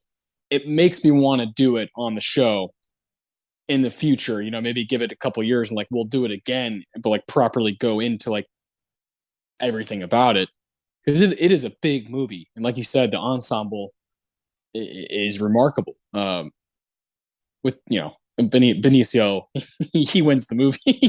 He like he won the Oscar, and he's amazing. He just rules. Like it just made sense that he won. Yeah, I love that. I love that we both liked it, but for similar reasons, and disliked it for other reasons, and still have it. I have it 4, and you have it 2. Like that's why we do these showdowns. It's one of those, gray movies where it's a good movie, but it's got problems I have trouble ignoring, but I don't want to completely throw it away. That's totally fair. I definitely I want to buy this movie. Like I do think it's worth, like it's just worth talking about. And those are some of my favorite movies, the ones that you can just keep talking and unpacking things about it. Whereas Erin Brockovich is just like, yeah, that was fucking good. Yeah. That was great. There's not like this huge conversation to have around it because there's not a lot of problems with it other than Aaron Eckhart. And I thought he was, quite endearing. I love that Eckhart he's not a bad actor, but like every performance he's ever done is like a little bit like some facial hair or a haircut or like a wig, but it's the same exact voice and like no deviation there at all. Yeah. I love that guy though. He's one of those random actors that you just recognize right away, and he looks like he's having fun. Yeah, that's good. Fucking Harvey Dent. All right, so my number 2. This may come as a bit of a surprise, but my number 2 is Gladiator. Whoa. Okay. Yeah. Damn. Yes. So I got Chocolat as a 6 or a 7. Traffic Brockovich as 8. And I got Gladiator as a 9, and I'll save the other one for after. Obviously, we both love Gladiator. It's fucking awesome. It's damn near a masterpiece, and just so fun, so good. One of those movies that's just simple and great, and sometimes you need those. You need those kind of staple movies, and I've always wanted to do it on the show. It's always been. This is the first time we've come to this ceremony on this show. This is the first time we've talked about 2000. And I kind of wanted to save it for this. I was like, Gladiator is good enough and we like it enough to where let's just do that as our first 2000 movie. Like it just works out great. I won't say it's a surprise, but I am a bit flabbergasted. Flabbergasted. So it's your number 1. Yeah, Gladiator's my 1. And that movie you give a 9 as well. We both give it a 9. It's a solid fucking movie. Yeah, it's wonderful. It's an endlessly rewatchable film. It's got an amazing story, great ensemble, wonderful visual effects, some really satisfying moments, a killer score, and just a timeless quality. Yeah. In many ways, like the perfect Best Picture winner. Yeah, I agree. And like these rankings, this is more like favorite. This 5 through 1. Gladiator is probably like of this group is probably like the best overall movie, where it's like, yeah, like if you have a pulse, you're probably gonna dig Gladiator. It's like one of those. It's kind of like like The Godfather and films that are just like, yeah, it's kind of obvious. Like it just makes sense within the group. There's competition, but like at the end of the day, made a shit ton of money. It's really good. It's got a big time director. Big time star coming in at the forefront. It just works on so many levels with Best Picture. Yeah, I second all of that. And now I want to hear your reasoning. Yeah. This is a 10 out of 10. This moved up. I had it as a 9 forever, Crouching Tiger, Hidden Dragon. Oh man. I don't know what it was exactly about watching it this most recent time. I've seen it a handful of times. I've owned it for a long time. It's one of the first Blu-rays I ever bought as a teenager. And it was one of the, I think why I hold it so close to me is because it's probably the first foreign movie I watched at I was probably like 14 when I first watched it, and I was like, oh, like other people make movies. other other countries like make movies, and it's not just England and the US. Just one of those. I was a naive, stupid fucker, and when that door opens, it's just endless cinema. And I still feel that way about it. I still have that little boy wonder of, man, this movie changed my life because of like what else is out there. And it's really fucking good. Not only that, not only did it change the way I see movies and the way I see the world, I really fucking like it. So this time watching it, I kind of got to put everything to the side, and it was really. I watched it really late at night. I wanted to like really test it, like test how much do I really like this movie as just a fan, and I was just enthralled the whole 2 hours. I was just like so locked in, and for me, I understand. This is another movie I've read a bunch about because I'm also a huge Ang Lee fan. I've like read a bunch about like people who don't really like it as much or like the negative reviews, and they usually say there's like like halfway through there's like a lull, there's like some boring moments or whatever. I'm like complete opposite. Like I like that stuff. I like the beginning of the movie. I like the origin of like, oh man, like who are these people? What do they mean to this community? And especially Master Lee Mubai, like watching people talk about him is so fascinating. This master warrior who's like about to retire basically, and he's like, oh fuck, I got to do one last job. I love storylines like that where someone's like, I have one last thing I need to accomplish. I'm big on that. Then you have it in this setting with the martial arts scenes of everybody fucking gliding, floating around. It's just gorgeous.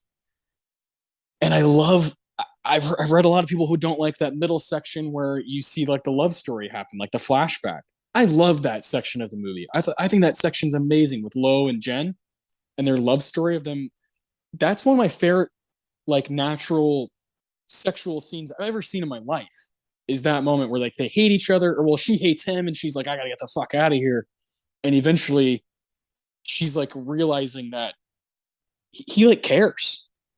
He like could kill you and like take he could take for ransom, or he could do anything he wants like for his own benefit, but he never does. He like keeps like giving her another chance when she finally realizes that. It's like such a beautiful moment. I love that bit of the movie. I love when he comes back on her wedding day and he's like, you can't marry him. He's fucking losing his mind. He's on his horse. And the connections of this to like popular culture are pretty vast. The Wu-Dang Mountains, the Wu-Tang Clan, like all those things like intertwine. Like rap music takes that kind of culture like really seriously, the kind of like the spiritual side of martial arts and like mastering it, so much so that in my opinion the greatest rap group of all time, the Wu-Tang Clan, took their name from it. I love that stuff about it too. So it's kind of on all cylinders, you know what I mean? It's like I like what it did for me as a teenager.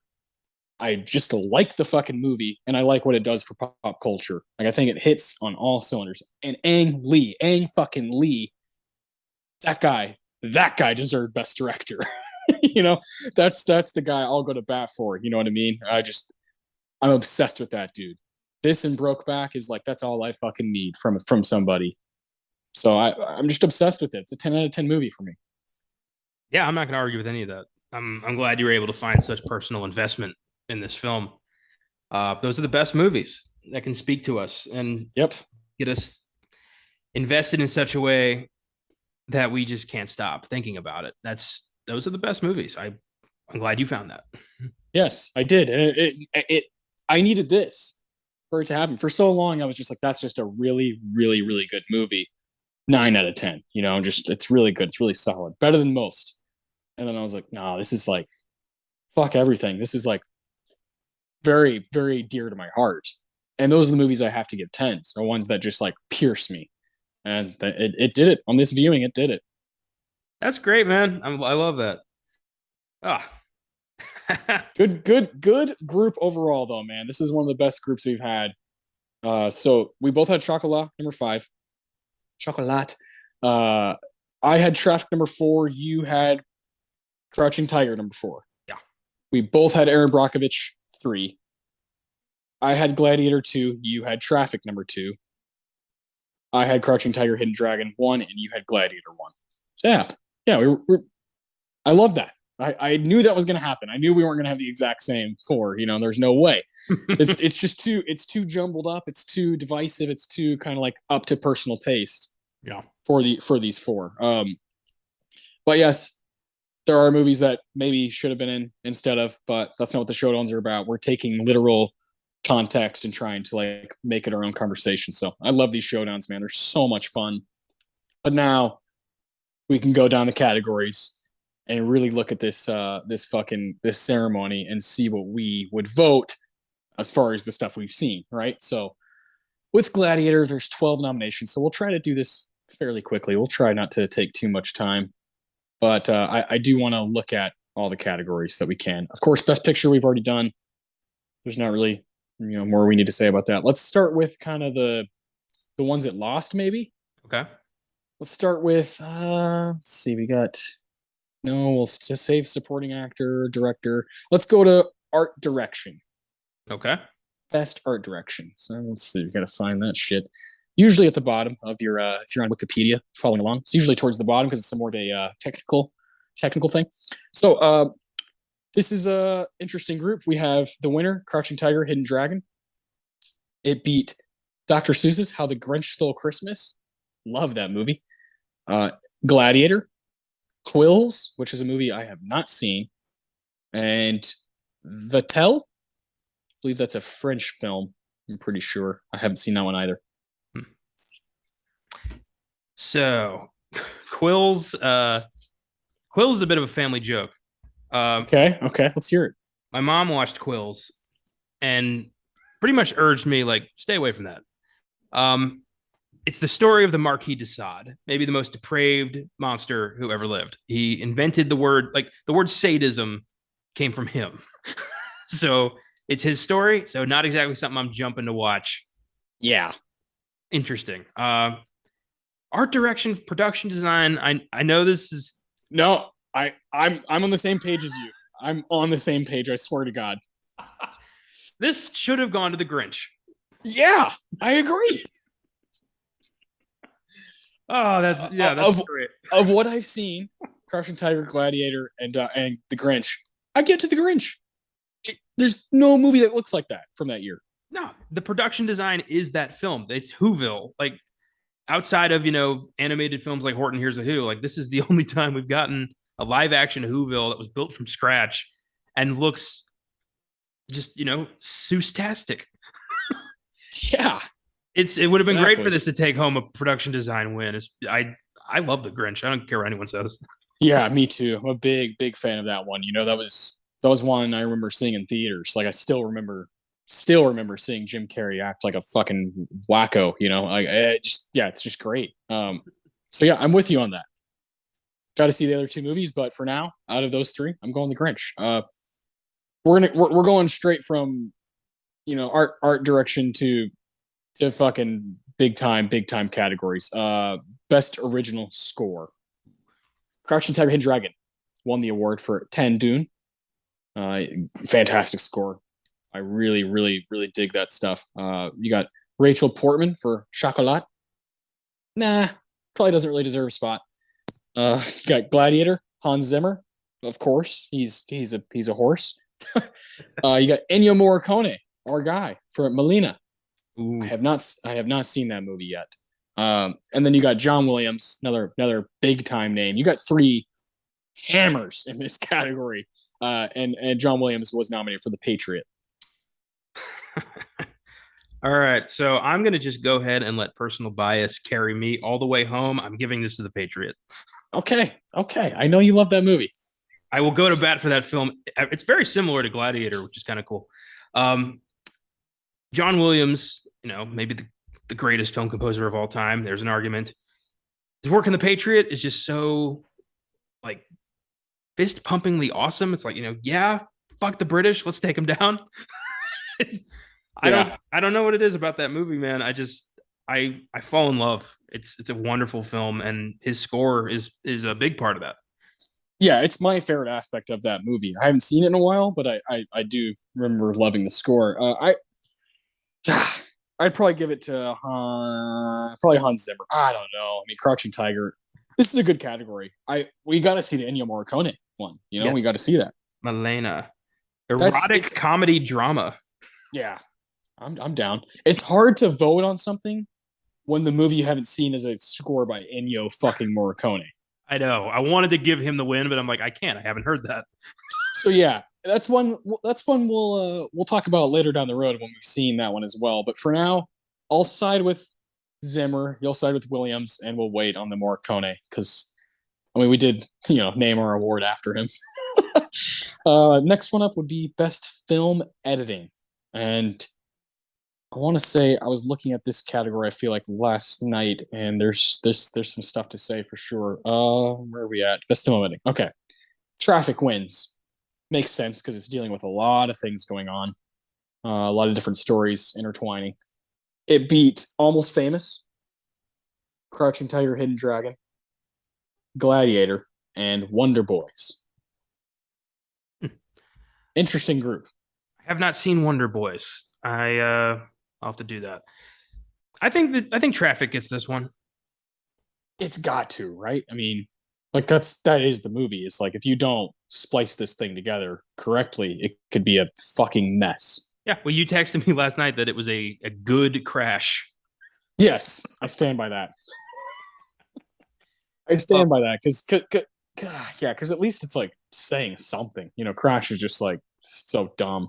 But yeah, this Wonder Boys movie, I haven't seen that either. That's also Michael Douglas. He had a big year, and he's acting alongside Tobey Maguire and Francis McDormand. So it's like, yeah, I feel like Robert Downey Jr., Katie Holmes. Yeah, I mean, probably need to see that movie at some point. Uh, you know, it's kind of the whole goal here with the knocking out these years is trying to see as much as you can. So can't say anything about that, but I would give it to Traffic. Other movies are good. Almost Famous. I feel like it's pretty straightforward. Gladiator's got some good editing going on with the fight scenes and whatnot, but Crouching Tiger as well. Probably not the easiest to edit those martial arts scenes, but again, Traffic, that is the movie. So I like to award a movie that is quite frankly useless without good editing. Yeah, exactly. When you're balancing that many different storylines together, like you got to get it right, or you're gonna fuck the whole thing up, or you're screwed. Yeah, like that could have been a movie that nobody talks about again if it's not done correctly. Best cinematography. Let's see, best cinematography. Gladiator's got some good shit going on for sure. Let's see, I'm not sure what won this. The fuck is it? it's near makeup, like right above film editing. Why am I not seeing it? What the fuck? This have oh there it is. Yeah. Okay. Oh yeah, Peter Pau won for Crouching Tiger, Hidden Dragon. There's Gladiator. There's Malena again. Oh brother, where art thou, Mr. Roger Deakins, and The Patriot. Okay. What do you got? That's just not fair.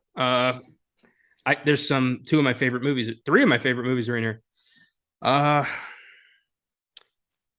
This goes to Roger Deakins. Oh brother, where art thou?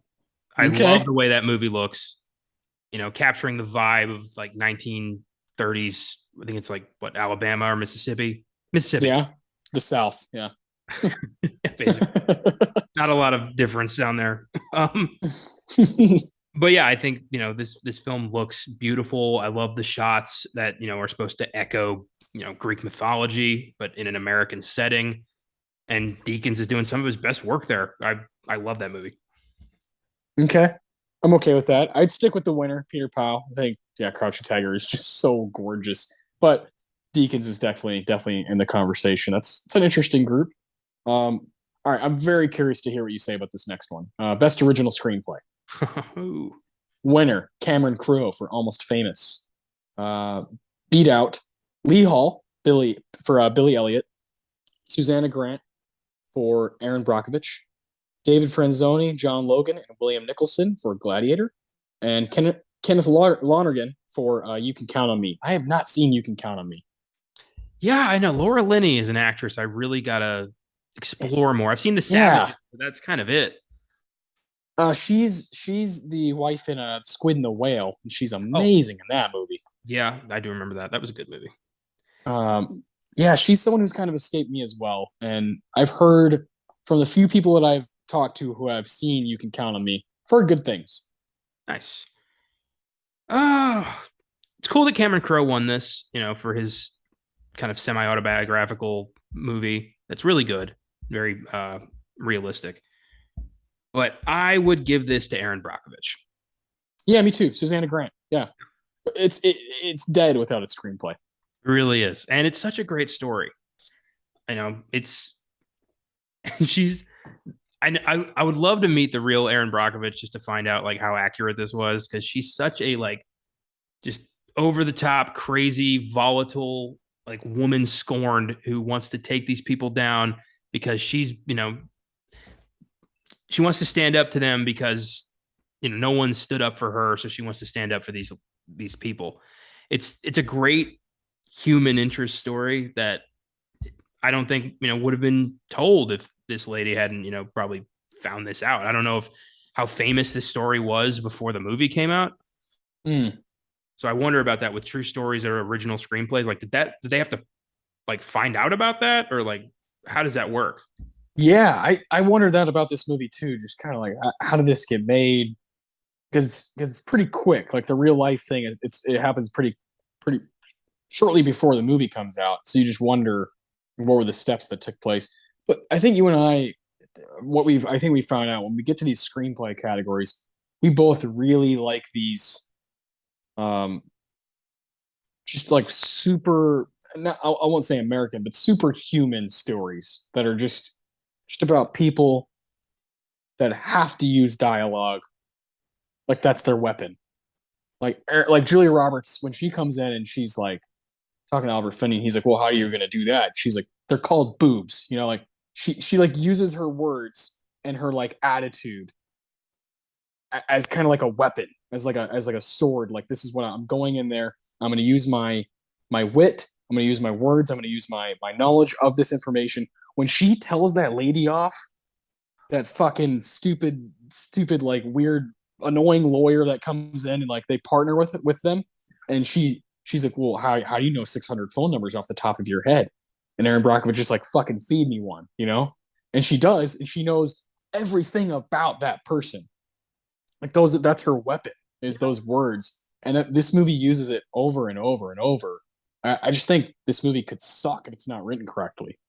Two wrong feet and fucking ugly shoes. Such a great line. Yeah, that is a brilliant line. That's the one I was looking for. I was like on IMDb, like, where's that fucking quote? But yeah, you pointed out like, the more like we've really come to love these humanizing stories. And I think, just the older I get, the more, I grow up, the more I learn, the more I start to realize who the real superheroes are. Mm, And the more I really start to appreciate like the actions of real people. And yeah, that's really all there is to it. yeah, yeah. That I love when she says, "Bite my ass, Krispy Kreme." The random shits he says to her coworkers. Yeah, Oh my god. so good. Yeah, but my favorite bit though is when, again with that partner, I found the exact quote. She says Annabelle Daniels, and Erin Brockovich says Annabelle Daniels, 714-454-9346, 10 years old, 11 in May, lived on the plum, lived on the plume since birth, wanted to be a synchronized swimmer, so she spent every minute she could in the PG&E pool. She had a tumor in her brain, and her brainstem detected that last November, an operation on Thanksgiving, shrunk it with radiation after that. Her parents are Ted and Rita. Ted's got Crohn's disease, Rita has chronic headaches and nausea, and underwent a hysterectomy last fall. Ted grew up in Hinckley. His brother Robbie and his wife May, they have 5 children. Robbie Jr., Martha, Ed, Rose, and Peter also lived on the plume. Their, their number is 454-954. You want their diseases too? She just fucking has all this in her brain, It's just like, that's brilliant writing. So that was my favorite part of Brockovich was the writing, Julie Roberts and Albert Finney. The whole movie is just people underestimating her and her just showing them up constantly. It's I love at the end when Albert Finney's like, the number we agreed on, I felt it was inappropriate. And then she starts chewing him out and he's like, so I increased it. And Gives her a she's like, $2 million check. yeah, fucking Ed. Ed's so Did they awesome. teach beauty queens how to apologize? Because you Yeah. suck at it. And he like, haha, like laughs. He hops out of there. It's great. Yeah. Yeah, Albert Finney was great. Great in that movie. All right. I love screenplay. We clearly have an affinity for that category. Best director. Ooh.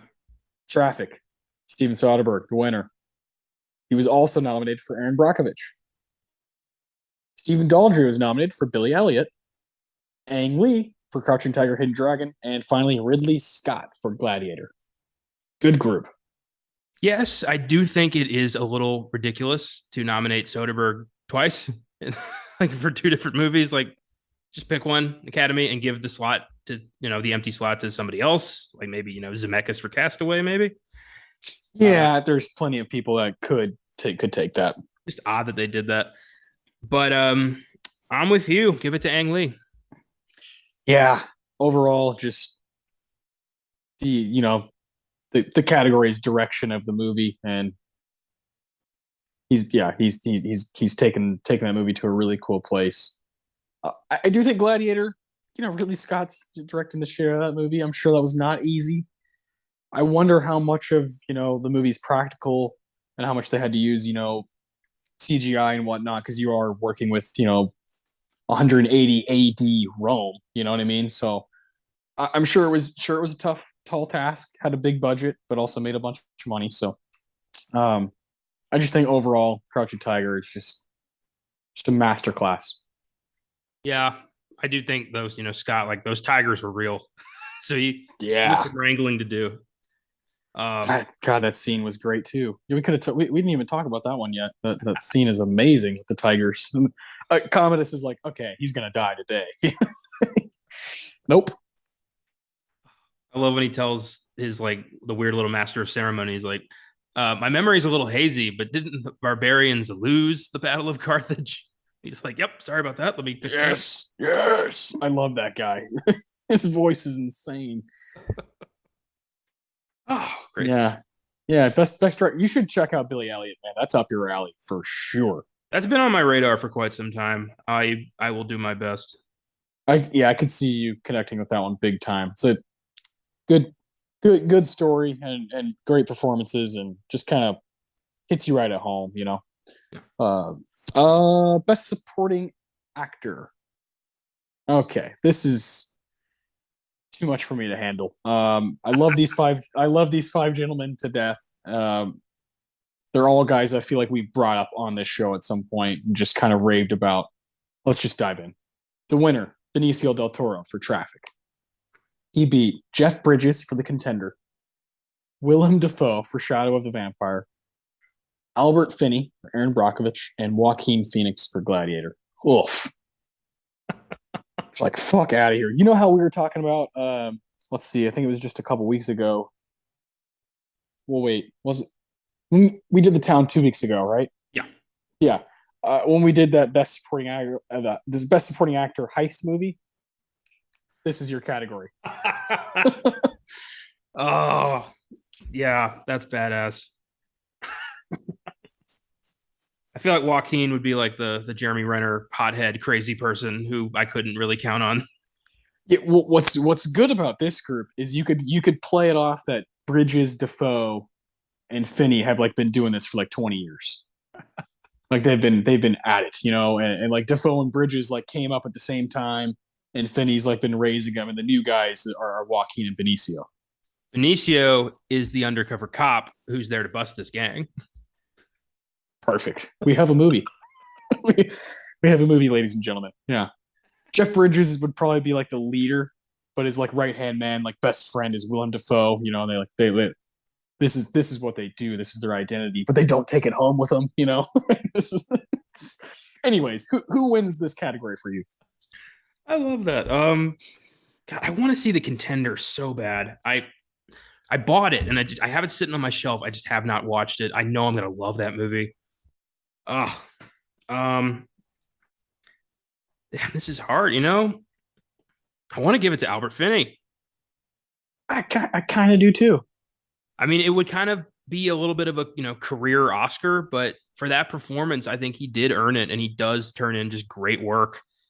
And playing just kind of a smart ass who turned, kind of gets his heart back over the course of the movie. And yeah, that'd be cool to see Finney, give a speech. He never won one, which is a damn shame. Yeah, yeah. I feel the same way. I think there's an argument for Benicio. There's an argument for Joaquin. Well, obviously we love Defoe and Bridges, but Finney, sure, yeah, he's older. He's done better work in his past. Little film called Miller's Crossing. But when you do good work and you churn out gold within a movie, and you offer a movie this like veteran presence in Erin Brockovich that it desperately needs, it like needs that. That's one of the best things a supporting actor can do, or actress, is offer kind of like a seasoning that's just kind of sprinkled throughout the movie, and he's in it enough to be such a huge part of the end product. And so, yeah, I think Albert Finney would be great. If I had to vote, I'd probably go Benicio. He's like undoubtedly the best part of that movie for me. But Finney has an argument, and yeah, this is a good group. I love Benicio del Toro to death. His speech was so cool, and he's Yeah, just so fucking suave and badass. So I'm glad he won. But any of these guys would have earned that statue. yeah, I agree. Like we would not complain about any of those guys. They're just very important to that craft. Okay, those are the seven nomination categories that Gladiator lost in. Now we can do some winners. I guess we'll go to visual effects first. So we're going back to the technical side. I like doing it this way. We're kind of going backwards now, but you and I hold these categories to be just as important as anything. Especially a movie like Gladiator, you got to have kick-ass visual effects for it to work. Yeah. So it beat Gladiator beat Hollow Man and The Perfect Storm. Just three movies. Ugh. I do want to just point out real quick that Where's X-Men oh yeah, in visual effects? Hollow Man is a fucking joke, and it should not be here. A, the visual effects aren't that great. B, it's a terrible fucking movie. I believe you.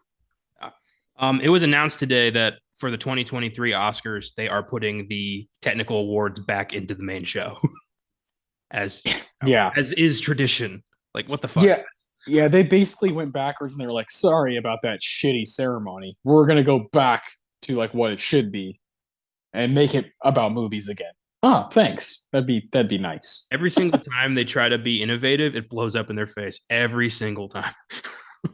Yeah, and like have people say stupid fucking jokes all throughout the whole ceremony, and not just the big slap moment. Yeah. There was stuff riddled throughout that show that did not need to happen. Stupid shit said.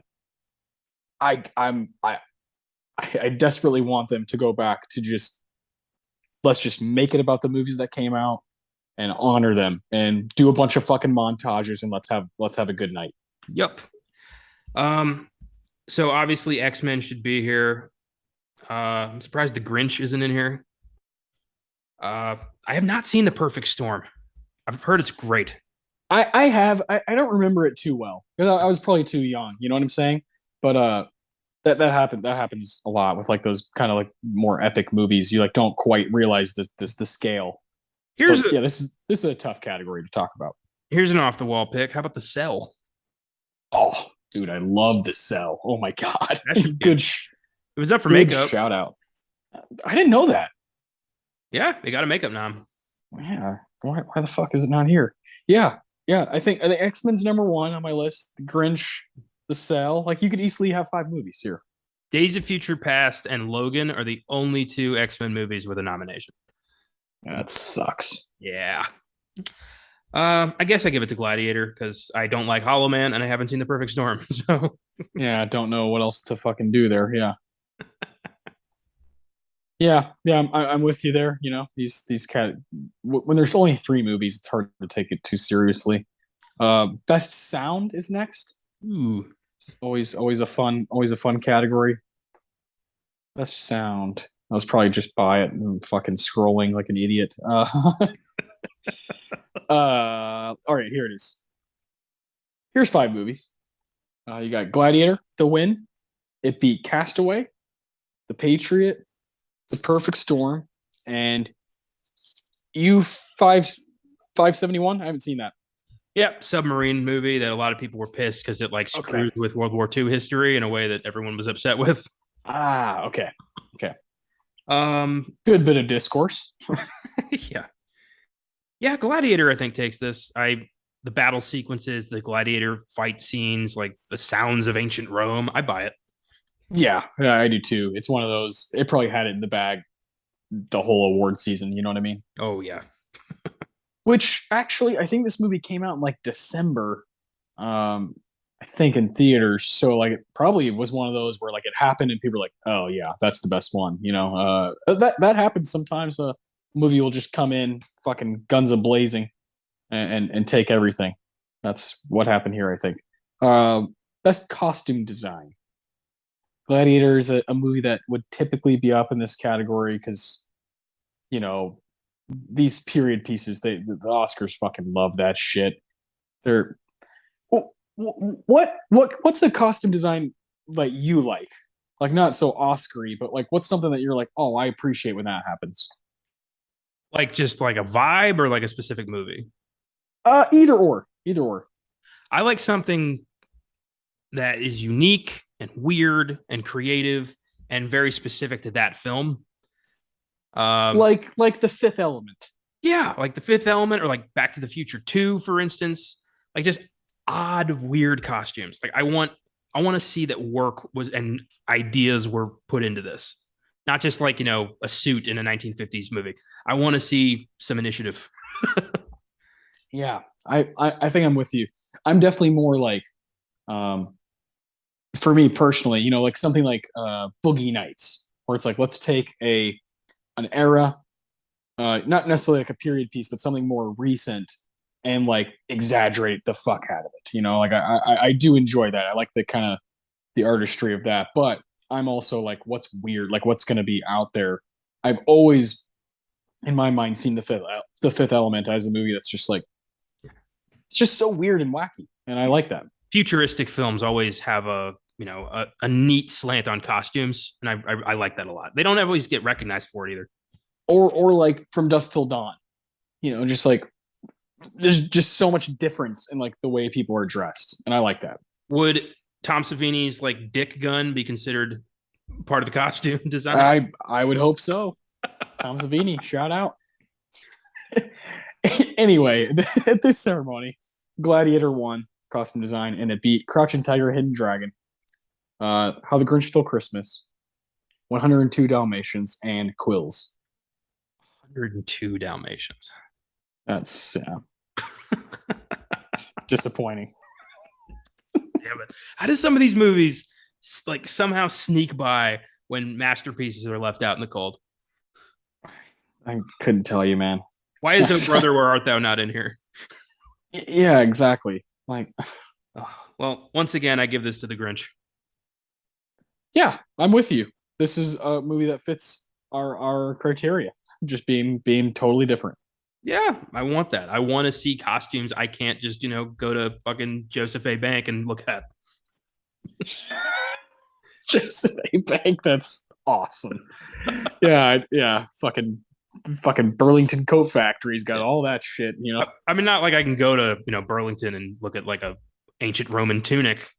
Like I'm not saying that Gladiator didn't do a great job in costume. I just think the Grinch stands out more in the costume department. Yeah, totally agree. I'm with you on that. All right, last category. This is an exciting one. Best actor in a lead role. Unfortunately, I'm not very well versed in this group of movies, and that sucks. Yeah. Russell Crowe, who won for Gladiator. I hate to say it, but I have not seen this movie. Javier Bardem in Before Night Falls. Shame on me. Tom Hanks in Castaway. Ed Harris in Pollock, and Jeffrey Rush in Quills. Yeah, I'm with you, man. I've only seen Gladiator and Castaway. I haven't seen these other 3 films. Yeah, I'm in the same boat, and it's kind of depressing. I've heard Ed Harris like turned in like his best work in Pollock, Yeah, but I don't like Jackson Pollock, so I haven't watched that movie. that's totally fair. Yeah, yeah, that is. That's a tough one. Yeah, I've also read that he kind of did everything an actor can do, his sort of thing. And Bardem, yeah, yeah, his work speaks for itself. And we both were big fans of Jeffrey Rush, and your family just has that Quills joke, so it's I tough. will I will watch it at some point. I've just got to brace myself for some 2 hours of some quite intense debauchery. Yeah, I thought about trying to knock these movies out. I just couldn't get to them. The one that I want to see the most is Before Night Falls, just because I'm a big Bardem fan. But uh, if I'm going between Crowe and Hanks, I'll give it to Crowe. I'll give it to Hanks. Okay. His role in Castaway required some intense dedication. Uh, there was that break they took where Hanks had to lose a whole bunch of weight, and Zemeckis went and filmed What Lies Beneath. So Yeah. that plus, the psychological change he had to make in Chuck, being away for like 4 years on an island, and the chemistry he had with a goddamn volleyball, that is incredible. Yeah. It really is it's a crazy performance that really only Tom could pull off. It's Hanks's performance that makes me believe his insane sense of loss when Wilson gets, lost at sea. Like you're crying for the guy. Like that was all he had. That was his companion. It's a volleyball. Like only Tom Hanks could make that work. I love Castaway and I love him in it. And it would have been cool for him to take a third with Castaway. Yeah, I mean, yeah, you got Forrest Gump, Philadelphia, and if you would have won for Castaway, it'd put him in that rare, rare, rare place of, like Daniel Day-Lewis and Jack Nicholson, like guys who are like, when you win more than two, it puts you in a very special place that not many people have gotten to or will ever get to. So that would have been neat for history's sake. But Russell Crowe, he's creating his own legacy with this movie, Gladiator. So that's it for the categories. That was a lot of fun. I love going through these, especially these more recent years where we've seen a lot more stuff and have some stuff to say. But is there anything else you want to say about this ceremony? Gladiator rocks. I'm glad it won. If you haven't watched it, I don't know what you're doing with your life or why you're listening to this. Yeah, get your ass to Amazon Prime and check it out because it's there for free if you have it. So no excuses. I feel like everybody these days has fucking Prime, or they know somebody who has it. That's how the world works now. Who has the streaming service? Where can I get the password? Yeah, this is a lot of fun. I love doing these showdowns. This is a big, big, big part of why we do this show is to kind of lead up to these and have these big, big conversations about multiple movies. We'll be getting back to the normal schedule next week, but it's going to be another awesome, great episode. Before we get to that, what are we doing on FILMGAZM and Beyond the Bad? On FILMGAZM, we're going back to Japanese horror, or maybe two Japanese horror. Have we done Japanese horror on FILMGAZM yet? I'm blanking here. Oh yeah, we did Audition. Oh yeah, duh. Yeah, over 200. Give me a break. Yeah, I forgot too. I forgot as well, and I was on that one. Well, Caleb and I are doing Ju-On, The Grudge from 2002, one of the scariest movies to come out of Japan. Very exciting. Hard to get a hold of. We're going to have to rent it. Can't get a Blu-ray. I tried. And then on Beyond the Bad, we're going to Travolta's third Fall from Grace. Oh, dear Lord. With 2019's The Fanatic, where he plays an autistic stalker. So this ought to be quite hard to watch. Oh, dear God. I don't know how y'all do it. That's amazing. We have each other. That is how we do it. Yeah. You have the conversation to look forward to. You get to spill your beans about what you think about it. So, dear Lord, John Travolta, my man, you just have had too many different phases of your career to even keep up with. Next week on this show, we're going super old school, going back to 1936. That is the first year that the Best Supporting Actor category was introduced. And Mr. Walter Brennan, the GOAT of the Best Supporting Actor category, won the Oscar that year for Come and Get It. This is another movie that's on Amazon Prime. It is watchable. It was also up for Best Film Editing, Edward Curtis. So there's a couple nominations, couple categories to talk about. Most importantly, we're going to talk about our favorite category, quite possibly, which is the Best Supporting Actor category at greater length. I'm going to prepare a big project for Connor to tackle to give us a fun way to start the episode off. I'm super stoked to do that. It's always fun to go back to the 30s because you never know what you're going to get. You don't know if you're going to get a gem or you're going to be just completely underwhelmed. It can go one of two ways, So I'm excited. I'm excited to watch something that neither of us have seen before. So we've been knocking out some fucking bangers lately, and it's going to be nice to kind of go back to old school. This is early cinema, and that's a big part of our show is stretching and doing that, doing that work. So I'm excited. It's going to be fun. And as we get closer to, we have award season rolling around, and we have, of course, the Oscars. They're still like 6 months away, but we're going to be seeing stuff that's going to be in the conversation for Oscars. What we'll probably start doing more is talking about stuff we've seen in theaters as those movies start coming out, in October, November, December. Those are very important months for the Oscars. And Connor and I will likely be checking stuff out. At the beginning of the show, we'll probably start, devoting time to talking about those movies that come out, what we're looking forward to seeing, and what we have seen, and what we think about them, and what they might be up for. Because this is Oscar Sunday. We do like to be in that conversation of what's happening now with the Academy. With that being said, before we go, what's the movie you're most looking forward to that's coming out within the next 3 or 4 months? Easily The Whale. Big Brendan Fraser guy. Yes. Oh, I am so happy for him. I'm so happy for his success. I've heard he is amazing in this, getting early Oscar buzz, which would just be the icing on the cake for this man. I'm so happy he's back, and I can't wait to see this performance. Yeah, that's likely going to be gut-wrenching. It's going to be like such a crazy experience to kind of see him back in the limelight and see him do something with Darren Aronofsky.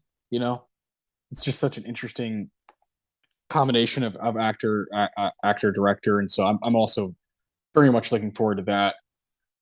My number one this is tough, this is my time of the year. I'm very much looking forward to that one. I'm definitely looking forward to finally seeing the end of the Halloween trilogy, the David Gordon Green trilogy. But if I had to pick something that I'm like, I have to see that opening weekend, I have to check that out.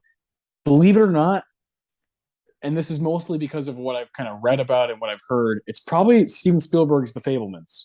That movie looks like it could be one of his masterpieces. It looks like it could be another career-defining movie, which is crazy to think about him, Well, we love movies about movies, and this is Spielberg telling his own story about the films that inspired him to make these masterpieces. Yep. I'm very excited. And, it's Paul Dano and Michelle Williams. I mean, come on. Yeah, those are two of my people. Yeah. Yeah, that's going to be great. Yeah, I'm super excited for that. And of course, Babylon looks great. It's coming out. It's coming out nationwide in January. Can't wait for that. The new Black Panther looks dope.